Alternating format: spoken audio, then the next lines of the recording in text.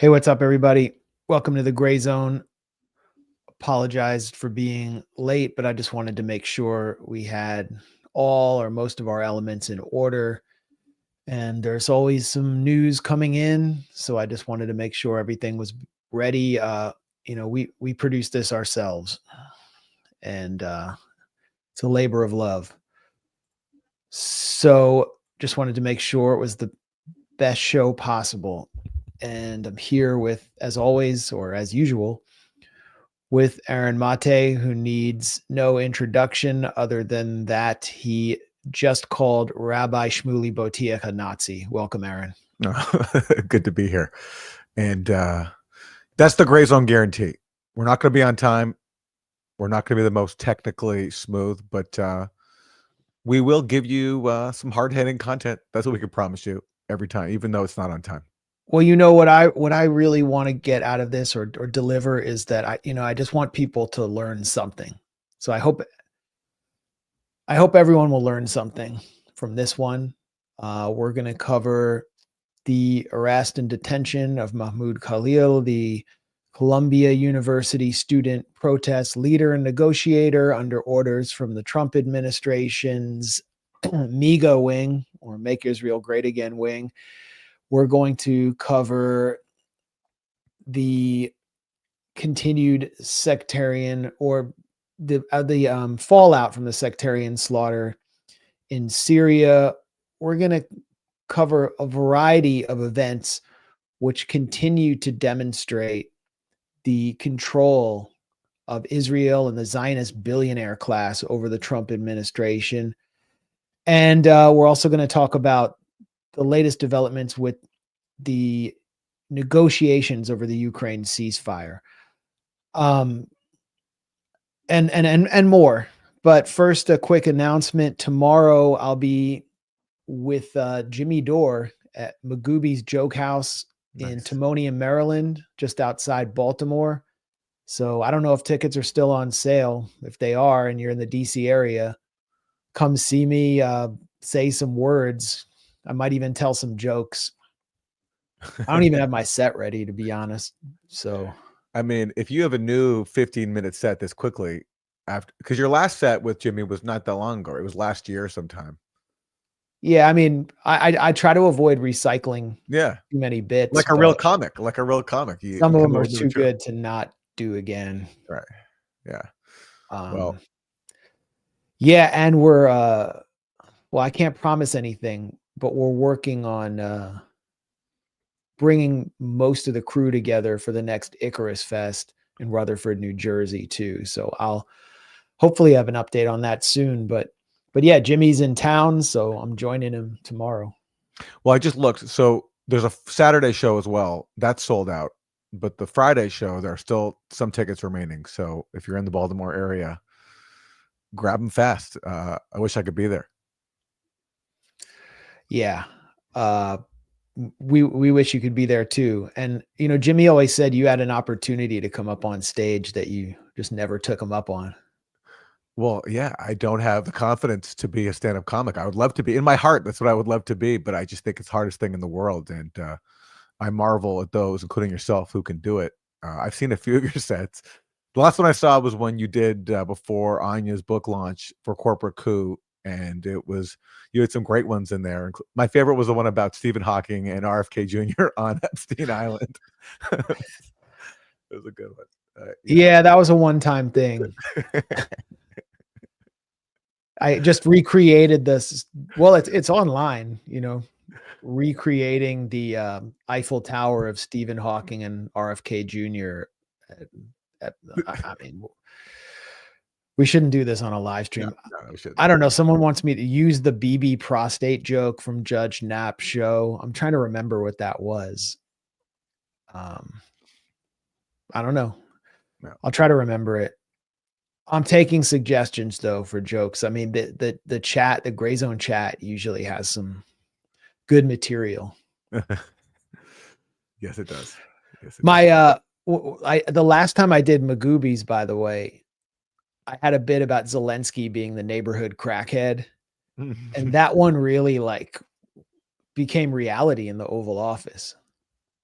because he couldn't get his fix from, he's like, JD, I need this, man. I need the good stuff. And like, they wouldn't give it to him. And he just freaked out. He lost it. Yeah. Give We'll me talk your about money. them. Yeah.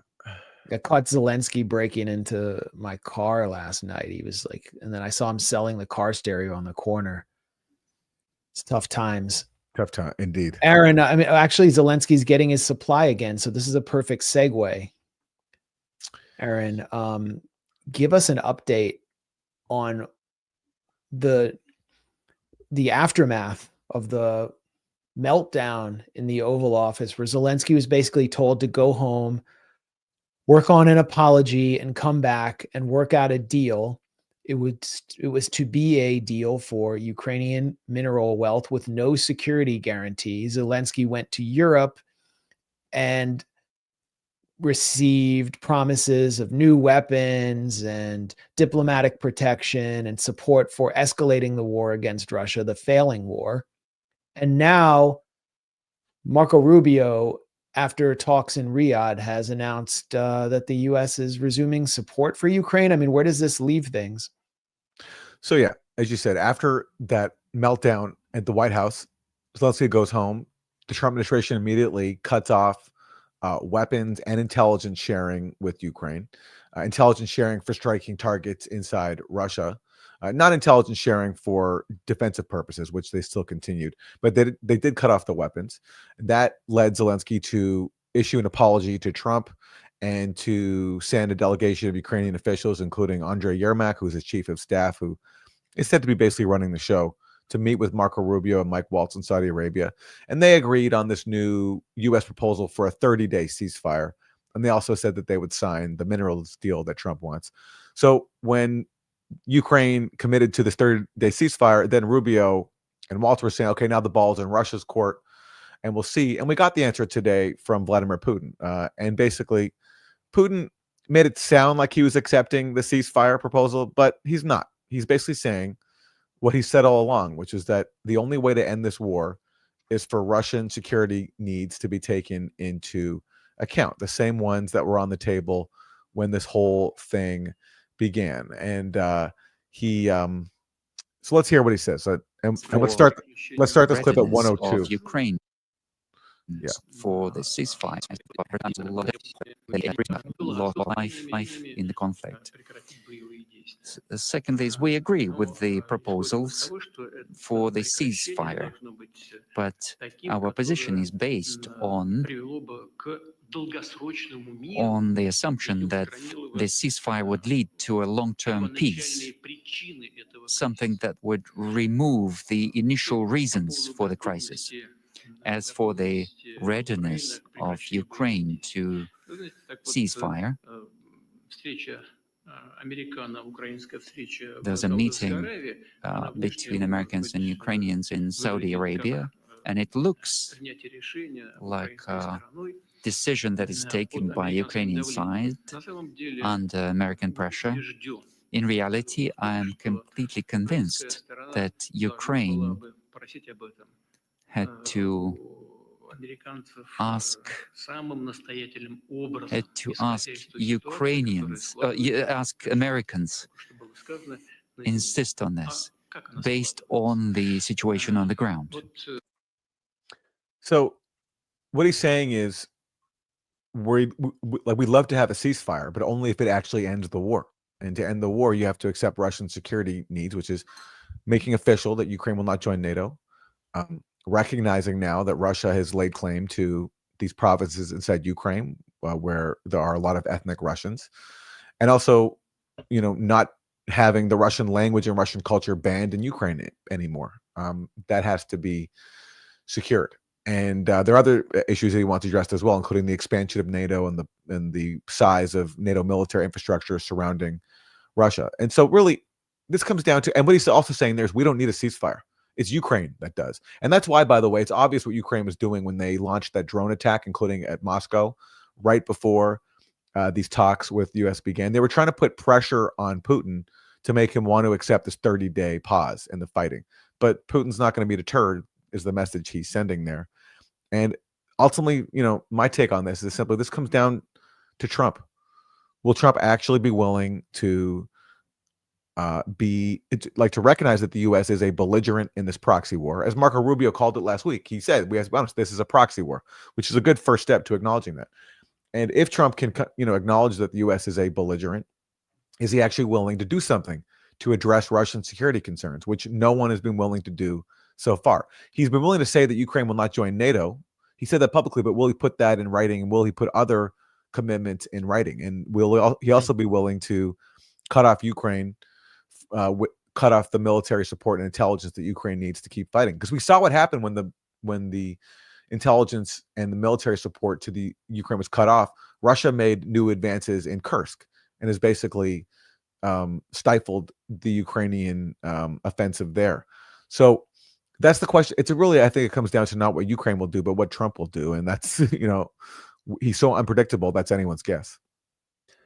Well, if Trump is rearming Ukraine, and we've seen arms shipments flow through Europe, including supposedly neutral states like Austria, and at the same time, Russia's winning on the battlefield. I mean, look at this.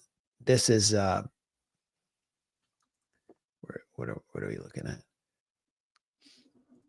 This is an update from the battlefield from AMK mapping, which is basically talking about a complete collapse of the Ukrainian military in Kursk. The situation continues to deteriorate for the Ukrainians, and the lines collapse under Russian pressure. On and on and on. Kursk is critical for the Ukrainians. They've been prepared by the British. This is where some of their best remaining forces are concentrated for this battle. Kursk also is historically the site of the largest tank battle in World War II, which helped break the back of the Nazi panzer divisions by the Soviet Union. And I mean, it just doesn't look good. So Russia's going to have to freeze its forces when it's advancing on the battlefield. This would seem to benefit Ukraine, and the US and Ukraine are now negotiating sort of as one. It seems like kind of a reversal of where it doesn't seem to be leading to a durable ceasefire is what I'm saying. Well, that's the question. Like, it might appear that the U.S. is now switching to siding with Ukraine again, but we don't know that, like, for sure. It ultimately comes down to how now Trump responds to Putin's call. I mean, what if Trump says, yeah, he's right, there needs to be more commitments from Ukraine to have the ceasefire be durable? We'll see. And also, look, the U.S. is still sending military weaponry, but there's only so much left from the last allocation authorized by Congress. And the question will be, once that runs out, it's at a couple of $2 billion, I think. Once that runs out, is Trump, after saying all this about how we have to end the war, how this war should never have started, after that meltdown with Zelensky, where Zelensky insulted him and acted just ridiculously petulant, is Trump going to go to Congress and say, hey, let's give this guy another $50 billion in weaponry? I would find that hard to believe. But then again, with Trump, you have to leave any possibility open, because you never know. He's pretty unpredictable. But as of now, it's just unclear to me like what the Trump administration really wants to do. And maybe they haven't decided yet. Like, maybe they actually just don't really have much of a plan here. And they're hoping that they can just talk about peace and that will get everyone to the table. But I think what Putin is underlining here with his comments today is that you actually have to address our concerns, and we don't need a ceasefire. That would just give Ukraine time to rearm, and that doesn't serve our purposes when we're winning. And that makes sense because they're the stronger power, which is why fighting this proxy war, on top of being ridiculously immoral and unnecessary, was just so futile to begin with, because Russia was always going to come to this point and win. As Barack Obama used to say when he was in office, and so did Antony Blinken too, long before Joe Biden came to power and changed everything. So what is the next move? I mean, you've said you don't know what Donald Trump will do next. What's next on the agenda? I mean, there was the meeting in Riyadh. Is there any process or track here for getting to a ceasefire, especially when Europe clearly wants to escalate? Well, let's hear from Trump. This is what he said today, and he touches on your question a little bit. Well, would like to see a ceasefire from Russia, and we have, not been working in the dark. We've been discussing with Ukraine land and pieces of land that would be kept and lost, and all of the other elements of a final agreement.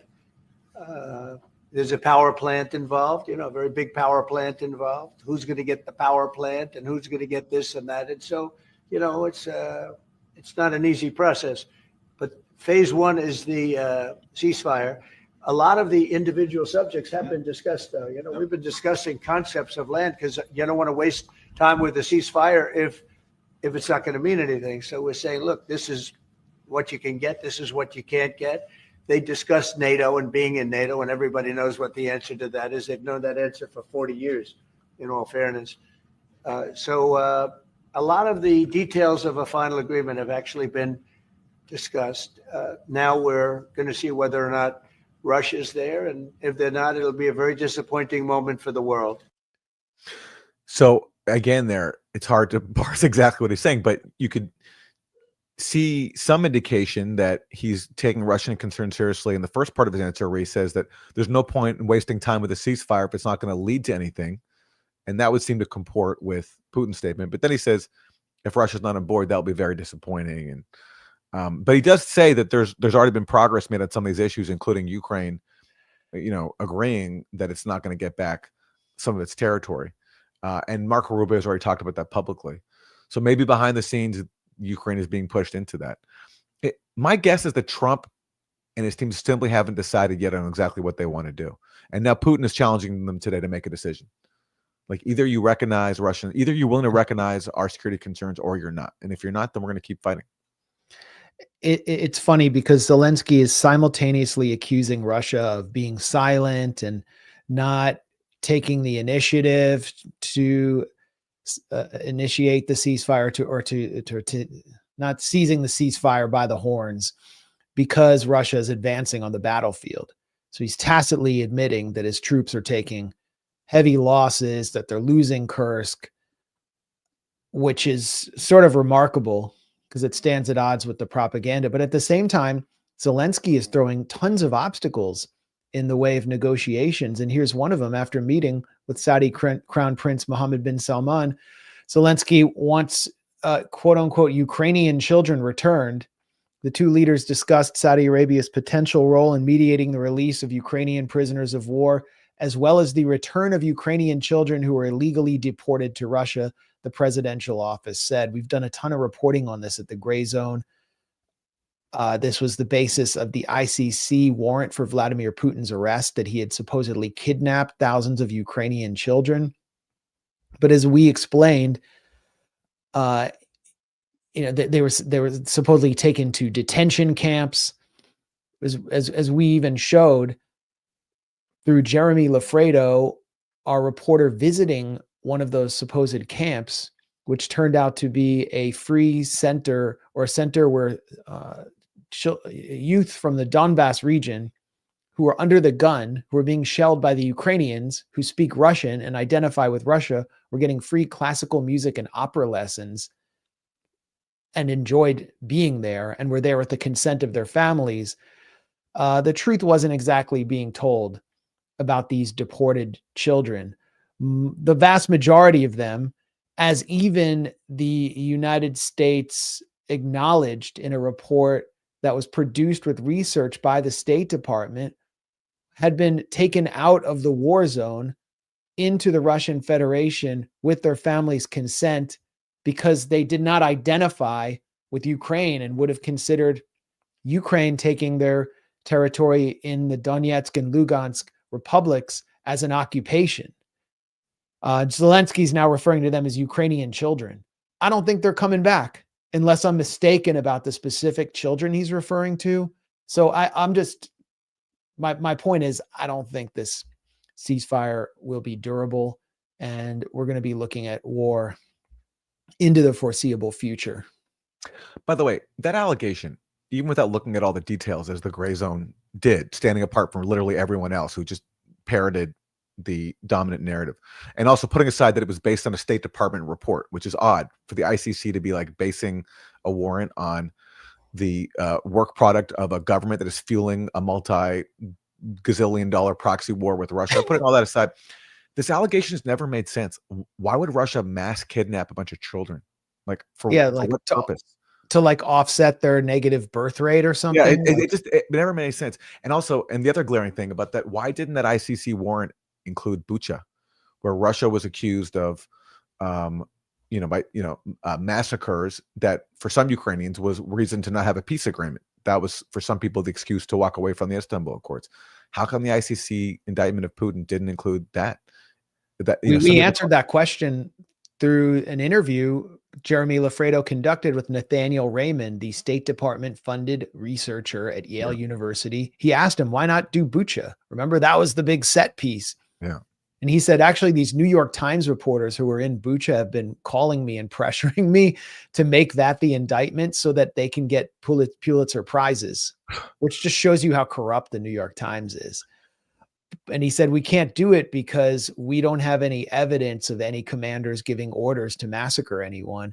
And we want to go for the big dog, Putin. And the only thing we can get Putin on is this order he gave to evacuate these children or youth. And because most Americans and Westerners don't understand the distinction between Russian speaking or ethnically Russian Ukrainians and like the Western Ukrainians, they'll just say, well, these are just children who are being taken from Ukraine against their will, like kicking and screaming. And then if you read Nathaniel Raymond's report, it's like the children were taken on nature walks in the Russian Federation, and then they went home on a bus. It's like no one read that report except us. I mean, very few people did. And then the ICC never even released a report. It never produced any evidence. It was just like, here's our indictment. It came out so fast they wouldn't have had time to anyway. And the report, I mean, we're going on and on, but it's kind of fun to revisit this. The report was based on like Maxar satellite data and public social media postings. There was no field research that even took place, which is what you'd usually expect. And what we got from the ICC on Netanyahu and Yoav Gallant, there was tons of field research there. So it's amazing what you can learn when you actually just read the source material, which is supposed to be part of the job description as a journalist. You have the time to do it, that you're paid to do, but a lot of people just decline that part of the job, and it leads to ridiculous, stories like this and warrants that are baseless based on all the. So Zelensky's now throwing this, gumming up the works on negotiations with this issue. And I'm sure the Europeans are happy about that. But he will continue to lose on the battlefield. And an entire generation of Ukrainians is being wasted for a lost cause. Anyway, we'll continue to follow this because the Trump administration clearly wants to get somewhere. It's just unclear to me where they're trying to get to after the last meeting. Yeah. But they're going to keep some kind of pressure on Zelensky. Yeah. And look, they have competing constituencies. There's Trump himself, who has, I think, good instincts on this. He understands that NATO expansion was a major provocation. He understands that there was a coup in 2014 with Victoria Nuland and the Biden administration and the Obama administration all over that. He understands that. But the problem is he's got a cabinet of people like Marco Rubio who are all on board with this agenda, and they're still represented in Congress, especially in the Senate. Most Republicans in the Senate especially are on board with this proxy war policy. But then he has people around him like J.D. Vance who are not on board with this. And so when you have different factions, you leave space for some confusion. And I don't think Trump has decided yet on which way he wants to go. In his first term, he often decided with the neocons. This term, though, he does have more people around him who have a dissenting point of view on this issue. So I think he's still figuring it out. Yeah, I agree. And that will be a good. Well, we actually don't have a segue into the next into the next segment, except that, everything else Trump is doing outside of Ukraine is warlike, militaristic, belligerent, and the war and the occupation is clearly coming home. Before we move on to that, though, special shout out to Eric T. Red, Eric Thomas, who's often here with us helping moderate the chat, which looks kind of messed up right now. So thanks a lot, Eric. And yeah, I'm not seeing anything in the chat. Are you? I'm seeing the chat. Okay, that's odd. Yeah. I'm also being told we lost the stream on Rumble. I don't know if anyone else is seeing that. Bizarre. I can check that as well. Okay, the chat. I see that. Okay, things are sort of working for me. If you can check that before we move on. Yeah. Let me see if we are live on Rumble. Yeah, looks like we are. Okay, good. Yeah. Cool. Yeah, for those who weren't here at the beginning of this stream and you're in the DC area, come out and see me at Magooby's Joke House with Jimmy Dore, 7 p.m. tomorrow. I think there's still tickets. If there's not, you just wound up in a suburban mini mall in Timonium, Maryland for no reason. And I don't know. As of 20 minutes ago, there were still tickets. So okay, grab them fast. Get them while you can. Yeah. Magoobies. All right. So yeah, we are living under some kind of Zionist occupation, it feels like. I don't know if there's like a 3-letter acronym. Is there a term for that? Is there a term? Is there a term for that? It'd be great if we I don't could know just if we're allowed to. Yeah. There was a concise acronym, sounded catchy. There was just a way to describe it. Oh well. Yeah. We wouldn't want to get called out by people who've done nothing for Palestine their whole lives, but who are offended by us saying that. Yeah. Anyway, pro NATO commentators who like to police Palestine related speech just like Zionists do. But we're in, I don't know if it's sort of uncharted territory. It reminds me of the post 9/11 era, except that after 9/11, when we knew there was going to be massive repression and the construction of this gargantuan security state through the Patriot Act, when America just got high, in the words of I.F. Stone, off the opium pipes of its own propaganda, the terror busts, which were fake terror busts of figures like Samuel Arian, for example, Palestinian American professor. Well, I guess his citizenship application was canceled. The Holy Land Five from the Holy Land Foundation in Dallas, Texas. They were all accused of specific crimes, which they didn't actually commit, and accused of being terrorists. Like Samuel Arian's trial ultimately came down to the First Amendment. There was a hung jury. His defense declared we will not even attempt a closing argument. Our closing argument is the First Amendment, because everything he is accused of relates to his speech, because there was no proof that he had done anything concrete to support terrorism, but there were specific allegations of crime. Now, the Trump administration, as promised during the campaign, is targeting foreign visa holders, and even going further than that, targeting a permanent resident, Mahmoud Khalil, who is an Algerian citizen who I believe is a Palestinian who was raised in the Palestinian refugee camp of Yarmouk, south of Damascus in Syria, who was a leader of the sit-in at Columbia University, key negotiator, never wore a mask, and detained him, arrested him at his home where he was living with his wife, who's 8 months pregnant, and took him away to an ICE center in Louisiana And now he's basically on trial, and they're trying to deport him because they're saying, what are they saying? It's not clear. He's not being charged with any crime. And so this is Trump. Trump is trying to deliver this to his base, or not to his base. I mean, obviously his base supports it, but Trump is trying to deliver this promise to the Zionist billionaires like Miriam Adelson, who supported him, that he's going to crack down on these protesters. And he is in a, well, at best, a legal gray zone. I mean, here's proof of that. This is the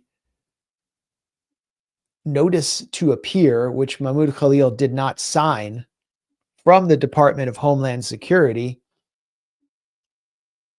You were ordered to appear before an immigration judge, the U.S. Department of Justice, at the LaSalle detention facility in Louisiana. We'll talk about that a little later. No crime is listed here. And you can see he refused to sign it.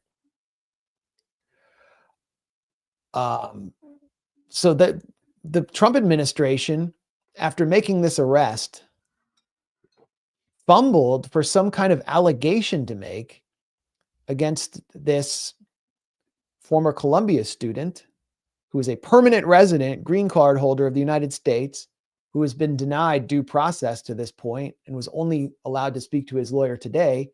And here's what they cooked up. They can't find that he broke a law. So Marco Rubio personally decided that the reason that they're holding Khalil, the Secretary of State has determined that your presence or activities in the United States would have serious adverse foreign policy consequences for the United States. So that's all they're giving us on this. Just, I mean, they could say that about us too, Aaron. Yeah. And the gray zone is having serious adverse foreign policy consequences for the United States. I mean, that's what I think a lot of figures in the foreign policy establishment believe about us, which is why we get attacked in mainstream media. But we're citizens. So far, they can't go after us. And they're using the immigration, this legal rationale on the INA, the Immigration and Naturalization Act, which is a McCarthy-era law, to justify attempting to deport Mahmoud Khalil. And ironically, I believe that this provision that Rubio is enacting, where you can deport someone because they threaten the foreign policy of the U.S., that comes from the post-World War II era, when it was used to go after Eastern European survivors of the Nazi Holocaust, to target them based on the suspicions that they might be agents of the Soviet Union. And so now the Trump administration is weaponizing a McCarthyite measure that was used against Eastern European Jews to go against now someone who's in the community that's undergoing the current Holocaust, which is the Gaza genocide. So targeting a Palestinian here in the U.S. I mean, that's just one of many parallels that we can draw back to the McCarthyite post-World War II era. Yeah, and it's an abuse of the law. People can't be deported or excluded because of past, current, or expected belief statements or associations if they are lawful within the United States. But let's just take a look at what Rubio has said when he is asked if this is about speech. Again, I mean, I'm just combing through tweet after tweet from Trump incorporated influencers, listening to arguments by Trump officials, trying to figure out what he's accused of doing. And I just can't figure it out yet. Here's Marco Rubio. President Trump appealed to a lot of Americans. Yeah, question by John Hudson from the Washington Post. Free speech arguments and not suppressing speech, especially from the government. But your revocation of the green card, to many, is seen as one of the most anti-speech actions a secretary could take with his powers. How do you respond? Yeah, I mean, when you enter this is an important point, and I'm glad you asked the question. When you come to the United States as a visitor, which is what a visa is, which is how this individual entered this country on a visitor's visa, okay? You are here as a visitor. We can deny you that visa. We can deny you that if you tell us when you apply, hi, I'm trying to get into the United States on a student visa. I am a big supporter of Hamas, a murderous, barbaric group that kidnaps children, that rapes teenage girls, that takes hostages, that allows them to die in captivity, that returns more bodies than live hostages. If you tell us that you are in favor of a group like this, and if you tell us when you apply for your visa, and by the way, I intend to come to your country as a student and rile up all kinds of anti-Jewish student, anti-Semitic activities, I intend to shut down your universities. If you told us all these things when you applied for a visa, we would deny your visa. I hope we would. If you actually end up doing that, once you're in this country on such a visa, we will revoke it. And if you end up having a green card, not citizenship, but a green card as a result of that visa while you're here in those activities, we're going to kick you out. It's as simple as that. This is not about free speech. This is about people that don't have a right to be in the United States to begin with. Well, first of all, it is about speech until you accuse him of a crime. Second of all, his visa was approved and he was granted a green card. And we'll talk about other vetting of Mahmoud Khalil that took place at a very high diplomatic level prior to that, like high-level security vetting. Number three, what Marco Rubio is saying about Hamas is propaganda that has been debunked. They didn't rape teenage girls. None of it has been proven. They didn't return more dead bodies than live ones. That isn't even true either. And that is, and his comments are subjective. Four, where is the evidence that Mahmoud Khalil supports Hamas or is anti-Semitic? He is spoken out in support of where? Yeah, like zero. Like there's nothing. There's nothing. Now, I mean, I see all these Trump brain dead influencers just lying about him. Yeah. And producing video of other people saying it's him. Why can't they produce any video of him doing something scary that would at least back up Marco Rubio's propaganda? It's a pretty flimsy case, and he's been denied due process to even contest any of that, any of those allegations, let alone speak to his lawyer. So it's a pretty frightening precedent. I actually, as I said at the beginning, at least those who were falsely accused of terrorism and arrested in militarized raids after 9/11 were accused of some specific crime. The Holy Land Five, they're accused of like funding terrorist groups in the Gaza Strip, funding Hamas. In reality, they were donating to Zakat, charity organizations, raising monies, the same organizations that were getting support from the International Red Cross and USAID. So it's all bogus. We don't even know what they're talking about here. It is about free speech. It's necessarily about free speech. And what we're witnessing is one of the biggest attacks on free speech since the McCarthy era, courtesy of an administration that rose to power promising to take on censorship in various forms. Here's Tom Homan, the border czar. Free speech has limitations, but when you go to a college campus, Let's just start that again. Free speech has limitations, but when you go to a college campus, you incite protesting and locking down, taking over buildings and damaging property and handing out leaflets for Hamas, who is a terrorist organization. Coming to this country either on a visa or becoming a resident alien is a great privilege, but there are rules associated with that. Well, there's no evidence Mahmoud Khalil handed out any leaflets for Hamas. Free speech does not have limitations under the Constitution. Green card holders are protected by the Constitution. So what is he talking about here? and again, even if he had, which he didn't, but even if he had expressed support for Hamas, it's a very strong burden of proof to say that that somehow goes beyond his free speech rights. It's providing material support to Hamas. And if that were the case, you could indict him. But the problem is they don't have anything to indict him for because he's never expressed support for Hamas. So the claim is false to begin with. But again, even if he had expressed support for Hamas, they'd have to meet a huge burden of proof to show that that's somehow providing material support rather than just being his free speech right to, favor whoever he wants, just as someone has the right in this country to support Israel, even though Israel is a genocidal state. So it's the reason why they're resorting to this is because it's a typical smear against people who support Palestinian rights, is just to dismiss them as being pro-Hamas, and then to add all the other propaganda about rape to make people just shut down their critical thinking skills and not see this as someone who has the same free speech rights as everybody else. And they want us to basically ignore all this and make him an easy target because he's Palestinian, he's an immigrant. And so they think that they can make an example out of him to basically get everyone else to shut up and to stop protesting on college campuses. And at Columbia, it's worked. There were some leaked comments from a Columbia administrator who basically said to students, like, watch what you say now on social media because we can't protect you. Yeah, I don't have this in our notes, but Jelani Cobb, who I think is the dean of the journalism school, told students, there's literally nothing we can do to protect you. Do not post if you're a Palestinian on social media.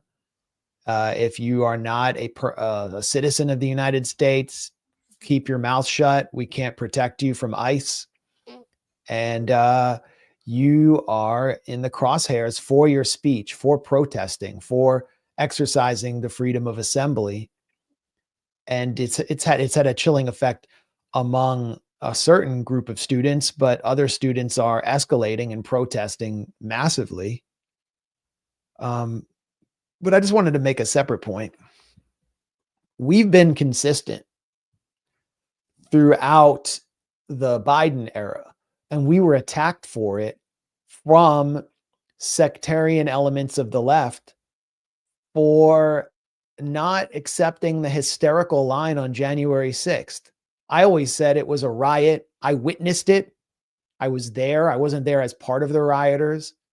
I was there as a journalist, and I saw what happened. It looked like a pretty crazy riot. There were some disgraceful activities that took place. I watched the deaths that I saw were among the rioters, Ashley Babbitt, for example. And then people had their civil liberties abused, were held in solitary confinement for long periods, especially during the COVID lockdowns. I always said this wasn't like a real insurrection where people needed to be put on trial and jailed for 40, 50 years and who were already like in their 60s. It was a hysterical overreaction. The January 6th committee was not, a real committee. It was completely partisan. We were attacked for that. And what is the right doing? Where are all the free speech warriors? Everyone who is complaining about the FBI infiltrating the rioters and pushing them towards more violence and pushing them to go inside. Where are they on Mahmoud Khalil? They're standing with the Trump administration as it wages the worst attack on free speech in history, or they're silent. And I won't name any names right now, but we know who you are. Claiming fighting for free speech. They're totally silent. There's also the Russiagate example where Trump and his supporters were smeared as pro-Russia, Russian agents, simply because they held views that were contrary to that of the Hillary Clinton campaign and the Democratic Party establishment. That was McCarthyism as well. People were censored in the name of that. People were smeared with no evidence. And we've been calling that out from the start. And Trump and his supporters are now adopting a similar playbook. Someone whose views they don't like, they're smearing him as being an agent of Hamas. And they're so McCarthyite. This goes well beyond framing someone as being a foreign agent. They're trying to deport him for it. Yeah. And, it's the same playbook. And it's unfortunate we have no consistency among any major political faction in this country. Nothing. Everything is just partisan hackery. And yet all the political capital that Republicans gained from Democrats being so censorious and so neo-McCarthyite, which they were, they've completely squandered now by taking this to a whole new level. They haven't. Yeah, they're taking it to a whole new level for sure. And a lot of people are silent.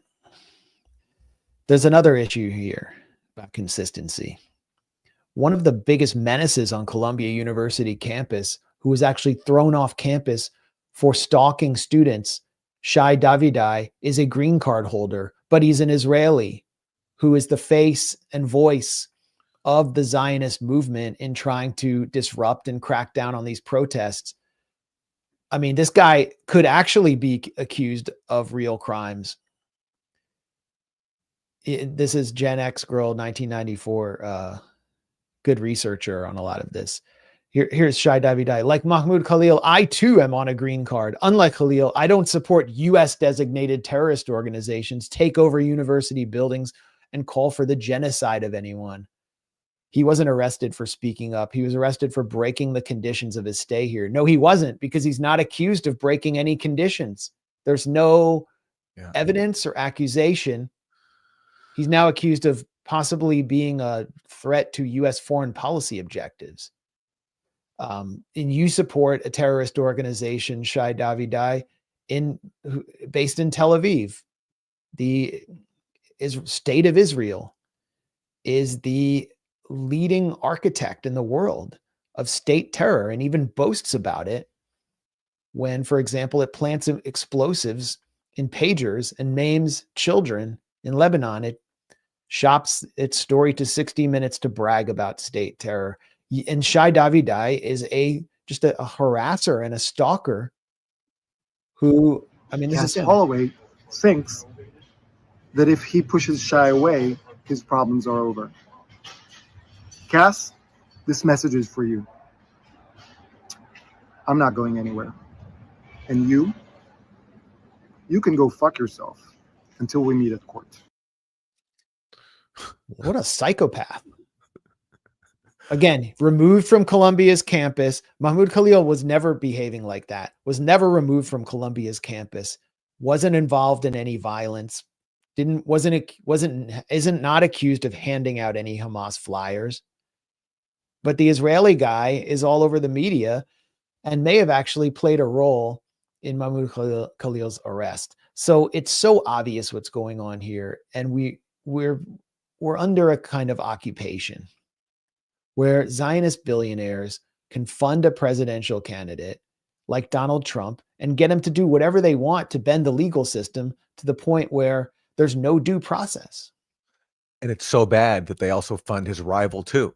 And the rival candidate set the stage for all this by enabling a genocide and also smearing campus protesters, because Joe Biden did that as well. I mean, he didn't go as far as Trump did in trying to deport one, but he certainly smeared campus protesters against genocide as anti-Semitic. And he also takes a lot of money from, Jewish supremacist billionaires. And so they're in both factions. The Biden administration started this crackdown. And look at what's happening at Yale University with Elie Dutagi, who was suspended from her position at Yale Law School after an artificial intelligence-powered news site accused her of being linked to Samidun, which is now known as a terrorist organization. This is what the New York Times isn't really going to tell you, because the Biden administration designated it as a terrorist group under pressure or through incentivization from the Zionist billionaire class that was funding the Biden administration's campaign. Samidun is not a terrorist group. Samidun was doing support for Palestinian prisoners in Israeli jails. And it's supposedly accused of being connected to the Popular Front for the Liberation of Palestine, which is the leftist Marxist Palestinian faction. Basically any Palestinian faction except for the occupation subcontractor in Fatah, which is working with Mahmoud Abbas or operates with the Palestinian Authority or is the Palestinian Authority. They're all listed as terrorist groups. I mean, the term terrorist basically has no meaning, and now it's being applied by AI sites to get professors fired without due process. This started under the Biden administration. It was Matt Miller at the State Department who announced that designation, and now it's having consequences in the one institution in American life that Zionists can't fully control or harness. academia. So yeah, you're right. Here's something disturbing about how this came about. Especially disturbing. There's so many elements to it. I mean, we talked a little about the legal element. But here's, I mean, how did this develop? You know, we've been making these claims that the Zionist movement is behind Mahmoud Khalil's detention. How could that be? I mean, I thought, you know, it's U.S. agencies that are concerned about national security. No. Columbia University documenting Jew hatred at campus on Columbia U. This is, what is the date on this? March 7th. This is before he was detained. Mahmoud Khalil, the foreign student who is one of the leading agitators on campus, is still causing trouble. He seems to be present at every encampment, every sit-in or building takeover. Yesterday, he managed to get onto campus despite not being the current student. A current student. Blah, blah, blah. Their Secretary Rubio, please revoke Mahmoud Khalil's visa. Notice they're not saying green card. They're saying visa. And then this is March 6th, they're going after him. This is the agitator who tries to stay behind most of the time due to his foreign student status. So this is a Zionist group demanding that Rubio target Mahmoud Khalil. The Forward, the Jewish Daily Forward wrote this up. Jewish groups targeted Columbia grad Mahmoud Khalil, then ICE arrested him. And we also have on January 31st, the right-wing Zionist group Beitar, which has been handing out fake pagers to Palestine solidarity activists in New York, among other menacing activity, which is inspired by the Beitar youth group of Zeb Jabotinsky, the intellectual inspiration of Benjamin Netanyahu and the Likud party. They announced that they were using AI to gather data on students who were on foreign visas in order to feed it to ICE and get them deported. So the lists were already in motion 3 days before February 2nd, when the Department of Justice established its task force on anti-Semitism, which was a promise that Trump made to Zionist billionaire donors like Miriam Adelson. And there's one other element to this, which is especially disturbing to me, because I didn't know who Mahmoud Khalil was before he was arrested. I didn't have much involvement. I wasn't on Columbia's campus when this took place. I didn't have like involvement in the trenches of these student groups, of these student sit-ins. But, you know, we both are associated with a point of view that supports them. So when I was interrogated, or I shouldn't say interrogated, questioned somewhat politely but menacingly by an officer of Customs and Border Protection at Dulles International Airport, and he presented a list of names to me. It was after 3 a.m. in the morning. I was weary, coming from a long flight from Nicaragua. Nothing to do with any politics. The names were sort of hazy, and they were handwritten by that agent. But one of them, which I could remember clearly because it was an Anglo name, Susan Benjamin, turned out to be the name of Medea Benjamin. I didn't know it was Medea's name at the time. And there were other names that I tried to remember. And one of the names that I wrote down in my post about this was Muhammad Khan, but I wasn't sure.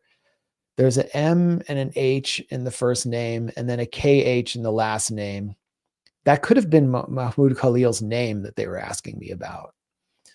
It looked like it appears clear to me that my questioning just days before Khalil's arrest was a Trump administration flag. I wondered if it could have had something to do with the Biden administration, and it could have been that I was flagged. I mean, a lawyer friend, an immigration lawyer, told me Zionist groups could have gotten you flagged. And I said, no way.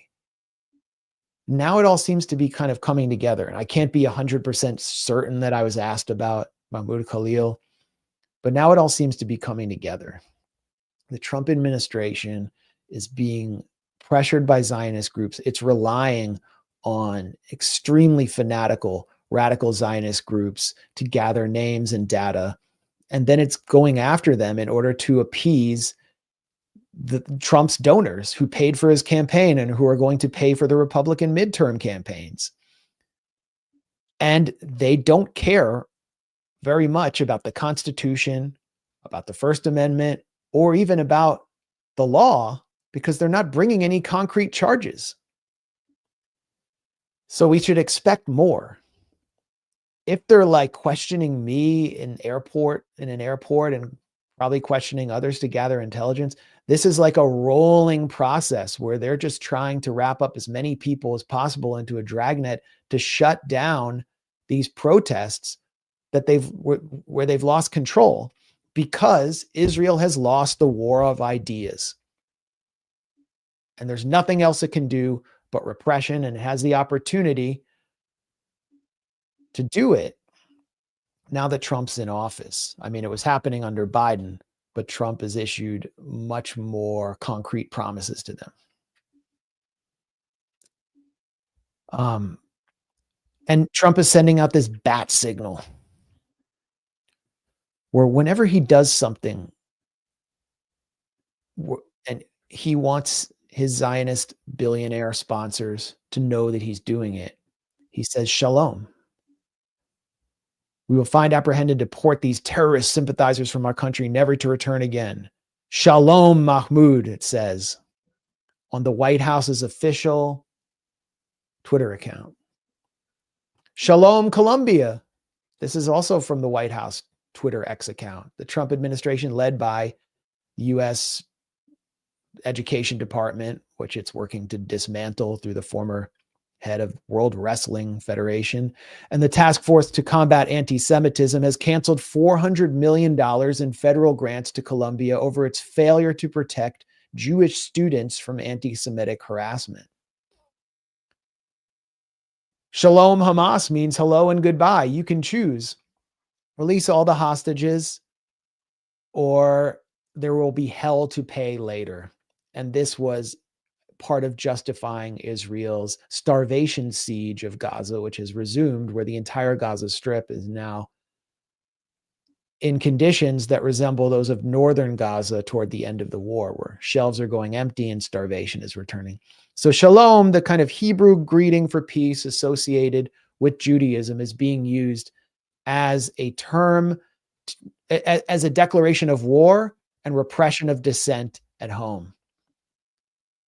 How are people going to, who don't support these measures, who don't like having their rights taken away, who don't like watching 2 million people be starved, who don't like seeing higher education be defunded because of the whining of a select group of extremely easily triggered students? How will they view Jews while Trump is doing this?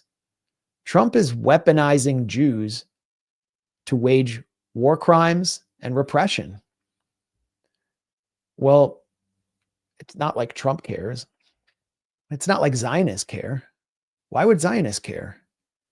The Anti-Defamation League wouldn't care if anti-Semitism surges as a result of this. It pads their paychecks. They'll have a fundraising boom. And Israel wouldn't care. The objective of Israel as the epicenter of the Zionist movement is to collapse the Jewish diaspora so all Jews ultimately immigrate to Israel. That's also the objective of a part of Trump's base that's Christian Zionist, in which all Jews must gather in the so-called land of Israel in order to bring about the return of the Messiah. So it's all working out for them, but for those of us Jews who don't want to be a part of this and reject it, we're just human shields under the regime of Zionism right now. And the only thing we can do is demonstrate our opposition to it. Today, Jewish Voice for Peace protested inside Trump Tower. Can't have that. Aaron, any thoughts on Trump's use of the term shalom or anything else we've been talking about? Well, as I said the other day when I was on Piers Morgan, I'm not a devout Jewish person. So like, You're not an Orthodox Jew. I'm not Orthodox Jew, but here's some footage, by the way, of Trump Tower. But, look, as you've been talking about, it's a complete weaponization, perversion of an ethnic group that has, experienced one of the worst crimes in human history, which is the Nazi genocide. And now today, in the name of the so-called Jewish state, has become a supremacist in the same ways that the Nazis were supremacists too, and willing to carry out mass murder against defenseless people to advance their supremacy. And, we should be seeing a lot more Jewish people in North America taking part in scenes like this,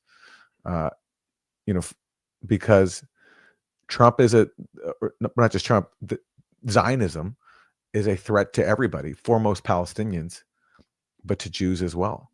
And how can you possibly sit by and watch the so-called Jewish state act like this and see even, a term like shalom, which means peace, being weaponized as sort of now the face of this, this extreme Zionism that Trump now is pushing from the Oval Office, deporting someone because he doesn't like the fact that they're a foreign student opposing the genocide of his own people, which is who Mahmoud Khalil is. He's a Palestinian opposing genocide of his own people, and he's being persecuted for it.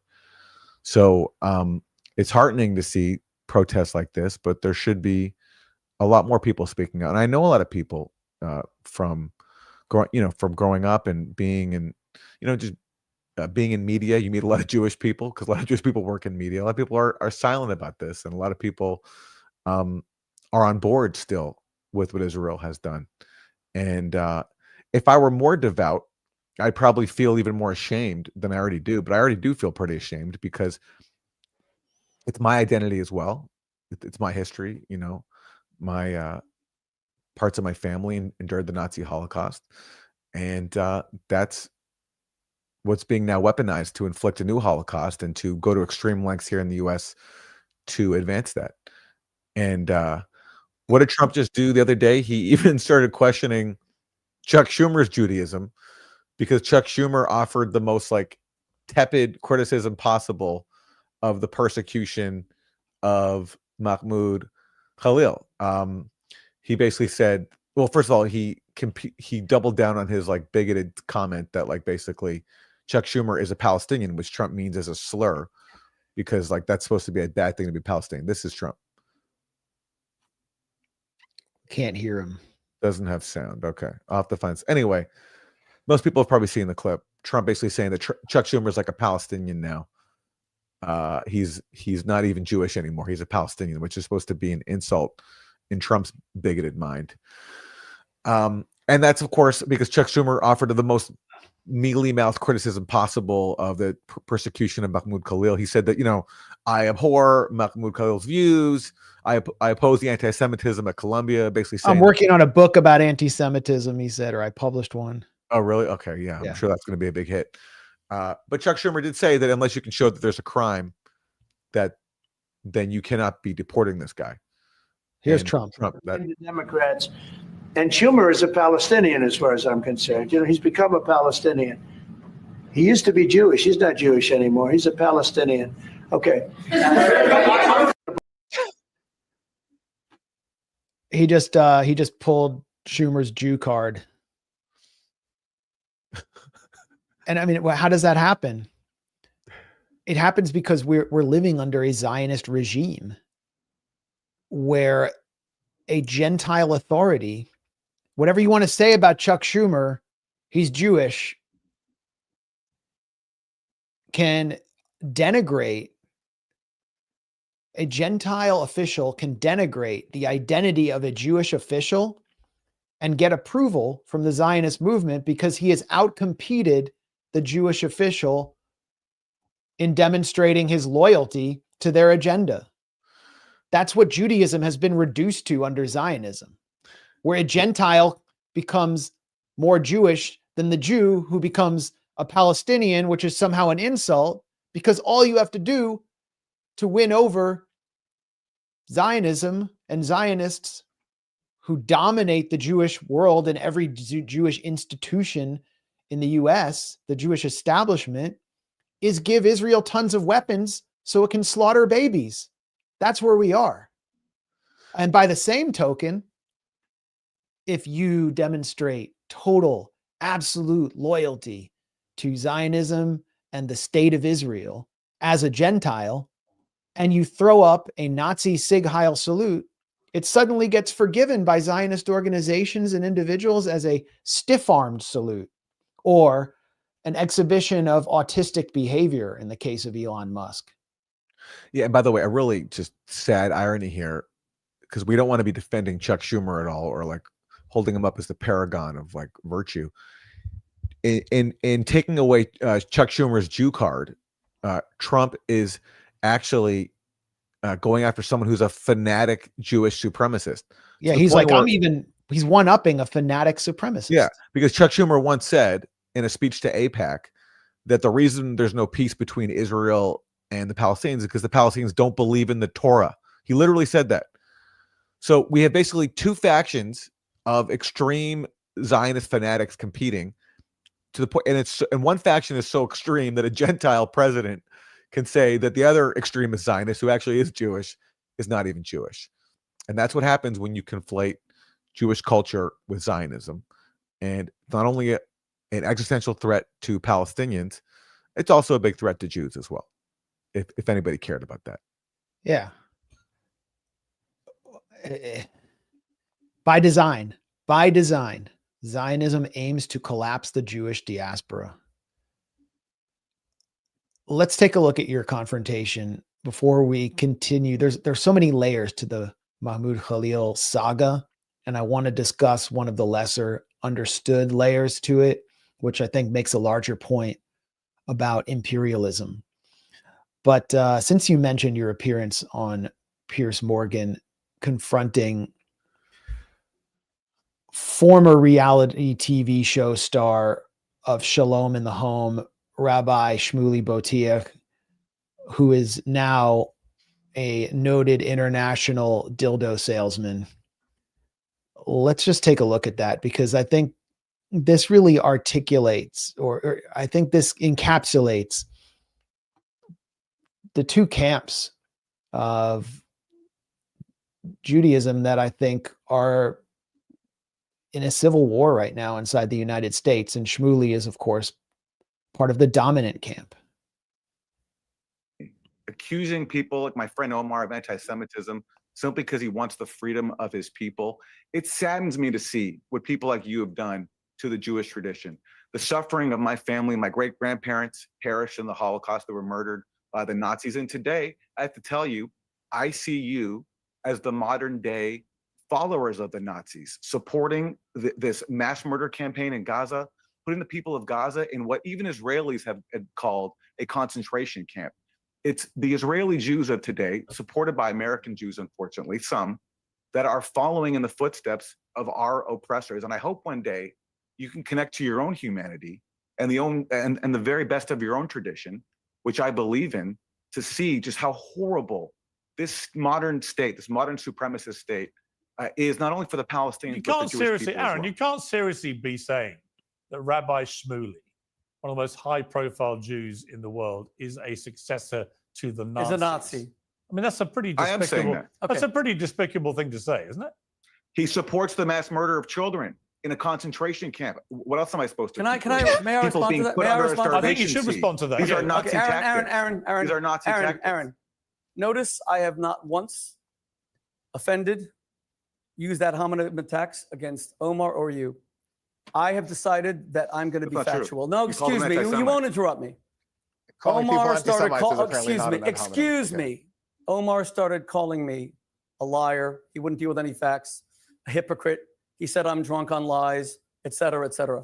That's what we call ad hominem, personal attacks. I've seen it whenever, and I debate everybody because I like Pierce, and this is why I love this show. I'm also a free speech absolutist. The person you just called a Nazi spent the past year with his friend Ron Dermer, who was condemned by Adam Boehler because of our close relationship from my years as rabbi at Oxford. He was my student president. and Bobby Kennedy Jr., the new HHS Secretary of Health and Human Services, saving 200 Palestinian children who had cancer. Hamas would not let them go to an Israeli hospital because they would kill their families if Israeli hospitals treated them, Shaare Tzedek or Sheba Medical, all of whom agreed to take them. We had to take them to St. Jude's Hospital in Amman, and I helped get them out. And the reason why the Israeli military wanted the kids out, but What is he talking about? I had no idea what he was talking about. And I never even heard of that. Yeah, I didn't want to interrupt because I don't like to do that because I try to be respectful, but I shook my head because I just don't think what he's saying is true. And the only people who deny Palestinian cancer patients the right to leave Gaza is Israel, which lets people die when they have cancer because they won't let them leave for treatment. Not just if they have cancer, but other ailments too, including serious wounds suffered under Israeli bombardment. So I just think he's lying through his teeth there. I haven't looked it up because I just assume he's lying. That's what people like him do. And by the way, later on in the show, he challenged me like which Israelis have called Gaza a concentration camp. And again, not that you need an Israeli stamp of approval on the term to be like to make it valid, to make the point valid that it's a concentration camp. But I'm just saying even Israelis have acknowledged that it's a concentration camp. And so I named two. I said Baruch Kimmerling, a very famous Hebrew University sociologist, and Giora Island, who's a top Israeli general. And Shmuley claimed to have heard of neither of them and said there's no, there's no way. I was surprised you haven't heard of Giora Island. He's a very influential Israeli general, and even he once acknowledged that Gaza is a concentration camp. Yeah, Giora Island helped design the general's plan to starve northern Gaza. Exactly. He's like, it's a concentration camp, but too much food is getting in. Yeah. I would have said Shmuley was designed by a Nazi. He's like a walking anti-Semitic stereotype lifted from a Goebbels propaganda film. But they never call me on that show, so you're kind of like you're representing. And it needed to be said. It was important to just put it down like that. It spoke to so many people. And the other thing about Shmuley is, I mean, Piers Morgan said, oh, he's this most high profile Jewish person. Like he's only high profile because Murdoch Media uses him to divide people. Like he would just simply go away without that show. And then he tries to foment confrontations to get attention in Times Square with teenagers and like goes to ice skating rinks and yells at teenagers like, you just called me an anti-Semite. He would into oblivion. And he once had a stint as Michael Jackson's spiritual advisor. He like helped kill Michael Jackson or something. Like they all like drugged Michael Jackson to death. That's the context in which I had heard of him. He would like glom on to people like Cory Booker, but then Cory Booker didn't want to be around him. Yeah. And he got on Oprah and presented himself as an Orthodox Jew who's relatable. Then he started sucking up to Christians. He wrote a book about how great Jesus is. So his rabbinical teachers in, I think, Chabad issued the equivalent of a Jewish fatwa against him, declaring that no one is allowed to listen to Shmuley Botiek's preachings or study Torah under him because he is castigated. Lord Jonathan Sacks, who is the chief rabbi of England, also a fanatical Zionist, declared that Shmuley could not appear in his synagogue because of his corruption. And, he just kept getting pushed away and pushed away. Sheldon Adelson adopted him, gave him a bunch of money to run World Values. They needed like a rabbi to front for these campaigns. And, they ran the full page ad painting me as Hillary Clinton's Middle East advisor under Shmuley's name. But now he like doesn't even, I don't know. He's like this race hustler who came in when RFK said that like Ashkenazi people are immune to COVID, or like the COVID vaccine was like, he made some bizarre comments that were speculative and got called an anti-Semite. Shmuley started threatening RFK, accusing him of anti-Semitism. And then he meets with him and they become friends. And then RFK starts appearing at benefits to raise money for Shmuley, alongside Miriam Adelson, which suggested that RFK was getting paid by Adelson to take the Likud line on Israel. And suddenly he's appointed HHS secretary and he declares that anti-Semitism is a disease. So, I mean, my point is Shmuley wouldn't exist unless he was useful to all of these other powerful forces. He's not like there because of the basis of his merit or his talent. He's not doing anything. He doesn't have a congregation. And if you want to really get conspiratorial, he's being put out there to inspire anti-Semitism, because if you're suspicious of Jews and you hear him talk and see him perform, you're going to just hate Jews even more. And that fuels Zionism. Anti-Semitism, as I've been saying for the past hour, is the oil of Zionism's occupation machine. It justifies Zionism.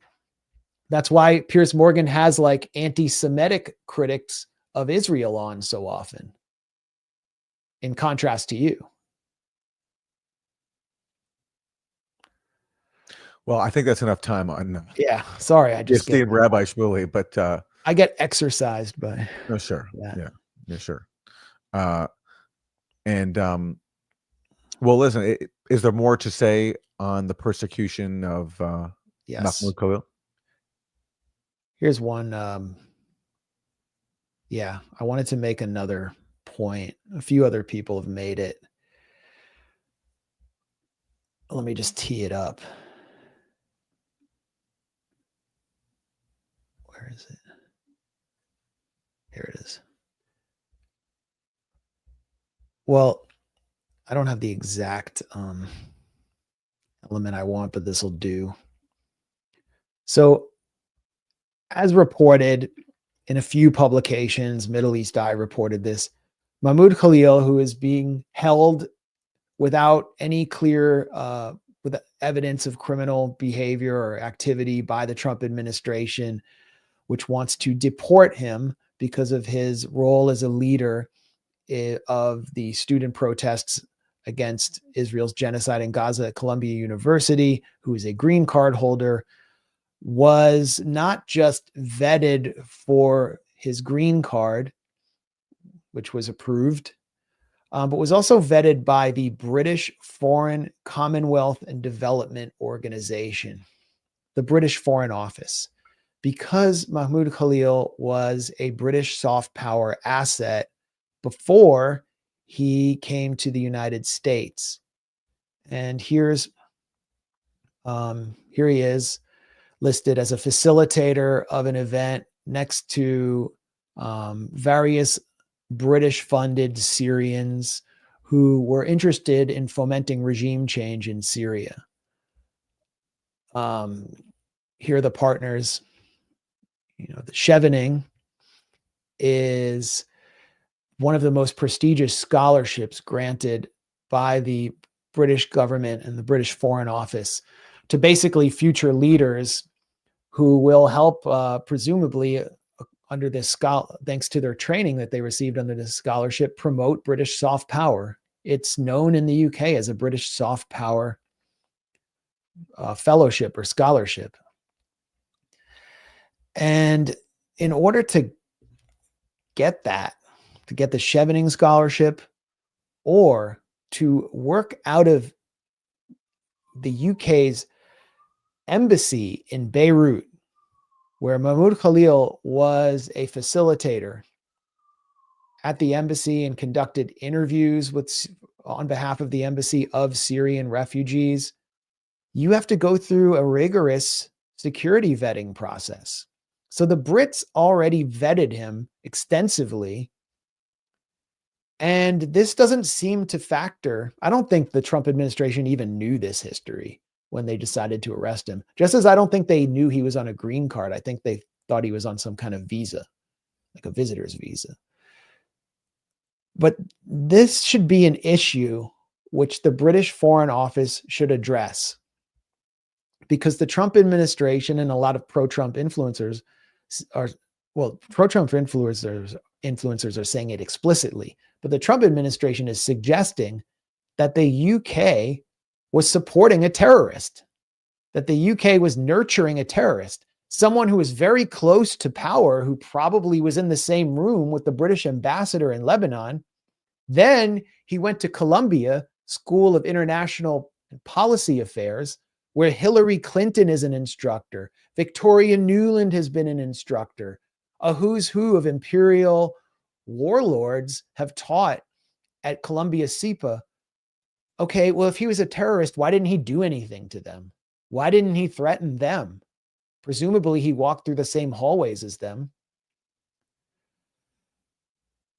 Where is the British Foreign Office to comment on this? Well, I called them yesterday. I spoke to Dan at the media office of the UK FCO, and he told me to email them my questions, and my questions haven't been returned. I know Middle East Eyes also reached out to them, and they haven't made any official declaration. So the British Foreign Office basically throwing their guy under the bus. I'm not saying he's still a British asset or something. I'm saying he was being trained to be one. And this would seem to damage the image of the British Foreign Office that they had an accused terrorist. Shouldn't they say that we vetted him? Shouldn't they say that he, is not a terrorist? No, they're not saying anything. And as we reported at the Gray Zone, there was another Chevening scholar who received this prestigious British soft power scholarship, who is a Palestinian from Gaza. This is a Kit Clarenberg report. Britain implicated in murder of Gaza doctor sponsored by its foreign office. The UK government refused to condemn Israel's targeted murderer of Dr. Maysara al-Rayes, a Palestinian alumnus of the British Foreign Office's prestigious Chevening Scholarship. Meanwhile, London has instructed media outlets to keep silent about its direct involvement in the Gaza slaughter. The UK was conducting scores and scores of spy flights over Gaza to help Israel with targeting. It issued a D notice to media organizations on reporting on its spy flights. It also has helped supply Israel. And Israel slaughtered not just Dr. Maysara al-Rayes, who was a Chevening scholar, but his whole family. When they went to dig his body out of the rubble, Israel initiated a drone strike on his family and killed his brothers. Here he is. The Chevening Awards. We are devastated to learn about the death of Chevening alumnus Dr. Maysara al-Rayes and members of his family. Deepest condolences to his surviving family. Our thoughts and the thoughts of the Chevening alumni are with you. So, thoughts and prayers, no condemnation of his killers. Nothing from James Cleverly, who posed in a photo with Dr. Maysara al-Rayes. There he is right there. There's James Cleverly, former foreign secretary, said nothing. Just as the UK is saying nothing about Mahmoud Khalil, who is a literal political prisoner in the Trump administration, accused of terrorism without being accused of a crime. What a pathetic vassal of US empire. But this should also be a lesson. If you're watching this and you're thinking of getting one of these prestigious scholarships or going to one of these campuses, Columbia University is doing nothing to defend Mahmoud Khalil. You're going to get chewed up and used, and then you're just going to get spit out. The empire doesn't care about you. They're not going to defend you. They're not going to protect you. You can be a good Arab, and they'll move you up the ladder and give you some token positions. You'll get to pose for photos with James Cleverly or Tony Blinken, maybe even Marco Rubio. But if you become a bad Arab and start protesting their genocide of your people, or if you just happen to be there, like Dr. al-Rayes and his family who were slaughtered, they'll kill you or they'll jail you. So this is such a sad story to me. It's such a sad story, the saga of Mahmoud Khalil, and hoping that he will be able to get out and discuss it and perhaps discuss it with us. I mean, both these cases just illustrate how expendable Yes. Arab lives are in the eyes of Western imperialists that use them for their own ends, that have used the divisions inside Syria to wage a catastrophic, dirty war, and we're seeing the results of that now with sectarian massacres that we'll discuss, and in Gaza as well. Won't even condemn the murder of one of their own fellows if it's done at the hands of Israel. Here's what they really think of you. It doesn't matter how much you've achieved. It doesn't matter what nice things you say or how you present yourself. If you challenge Israel in any way, or if you just get in Israel's way by living in your house in Gaza, this is what they think of you. This is Laura Loomer. She has been on Trump's personal jet, was on his jet during his campaign. She was even put forward as a possible press secretary. She's one of the leading Trump influencers on Twitter X. Mahmoud Khalil's wife, who's 8 months pregnant, said, "My parents came here from Syria. They believed living in the U.S. would bring a sense of safety and stability. But here I am, weeks before I'm due to give birth to our first child, and I feel more unsafe and unstable than I have in my entire life." Laura Loomer's response: "Then go back to Syria, bitch, and take your filthy jihadist spawn with you too. We don't want you, your husband, or your anchor baby living in our country. When will these Islamic immigrants learn they aren't entitled to our acceptance of their Sharia supremacy?" Phil. God. And this is the real case. I mean, looking past the dissembling of Marco Rubio, this is the real case. It's just, we don't want you here because we hate your people. And for all we know, his wife is a citizen. It's very likely she's just a citizen. She is a citizen. She's a citizen. Okay, Definitely. the kid is not an anchor baby. She's already a citizen. Yeah. So she's talking about deporting a citizen because she's a Muslim from Syria. That's what they really think of you. Yeah. Her parents are Syrian. She was born, but his wife was born in the U.S. She's a citizen. So he's a permanent resident married to a U.S. citizen who's 8 months pregnant and now facing deportation. Very upstanding citizen here. So yeah, this is the lesson, I think, of Mahmoud Khalil. There's no reward for empire unless you remain its slave. You will get no real moral or spiritual reward for serving the empire if you maintain the integrity of yourself. That's the lesson here. And just going back to one other point here. I mean, this isn't necessarily about Mahmoud Khalil. It relates to some important news, actually, which is that Marco Rubio claimed Hamas raped teenagers. They raped teenage girls.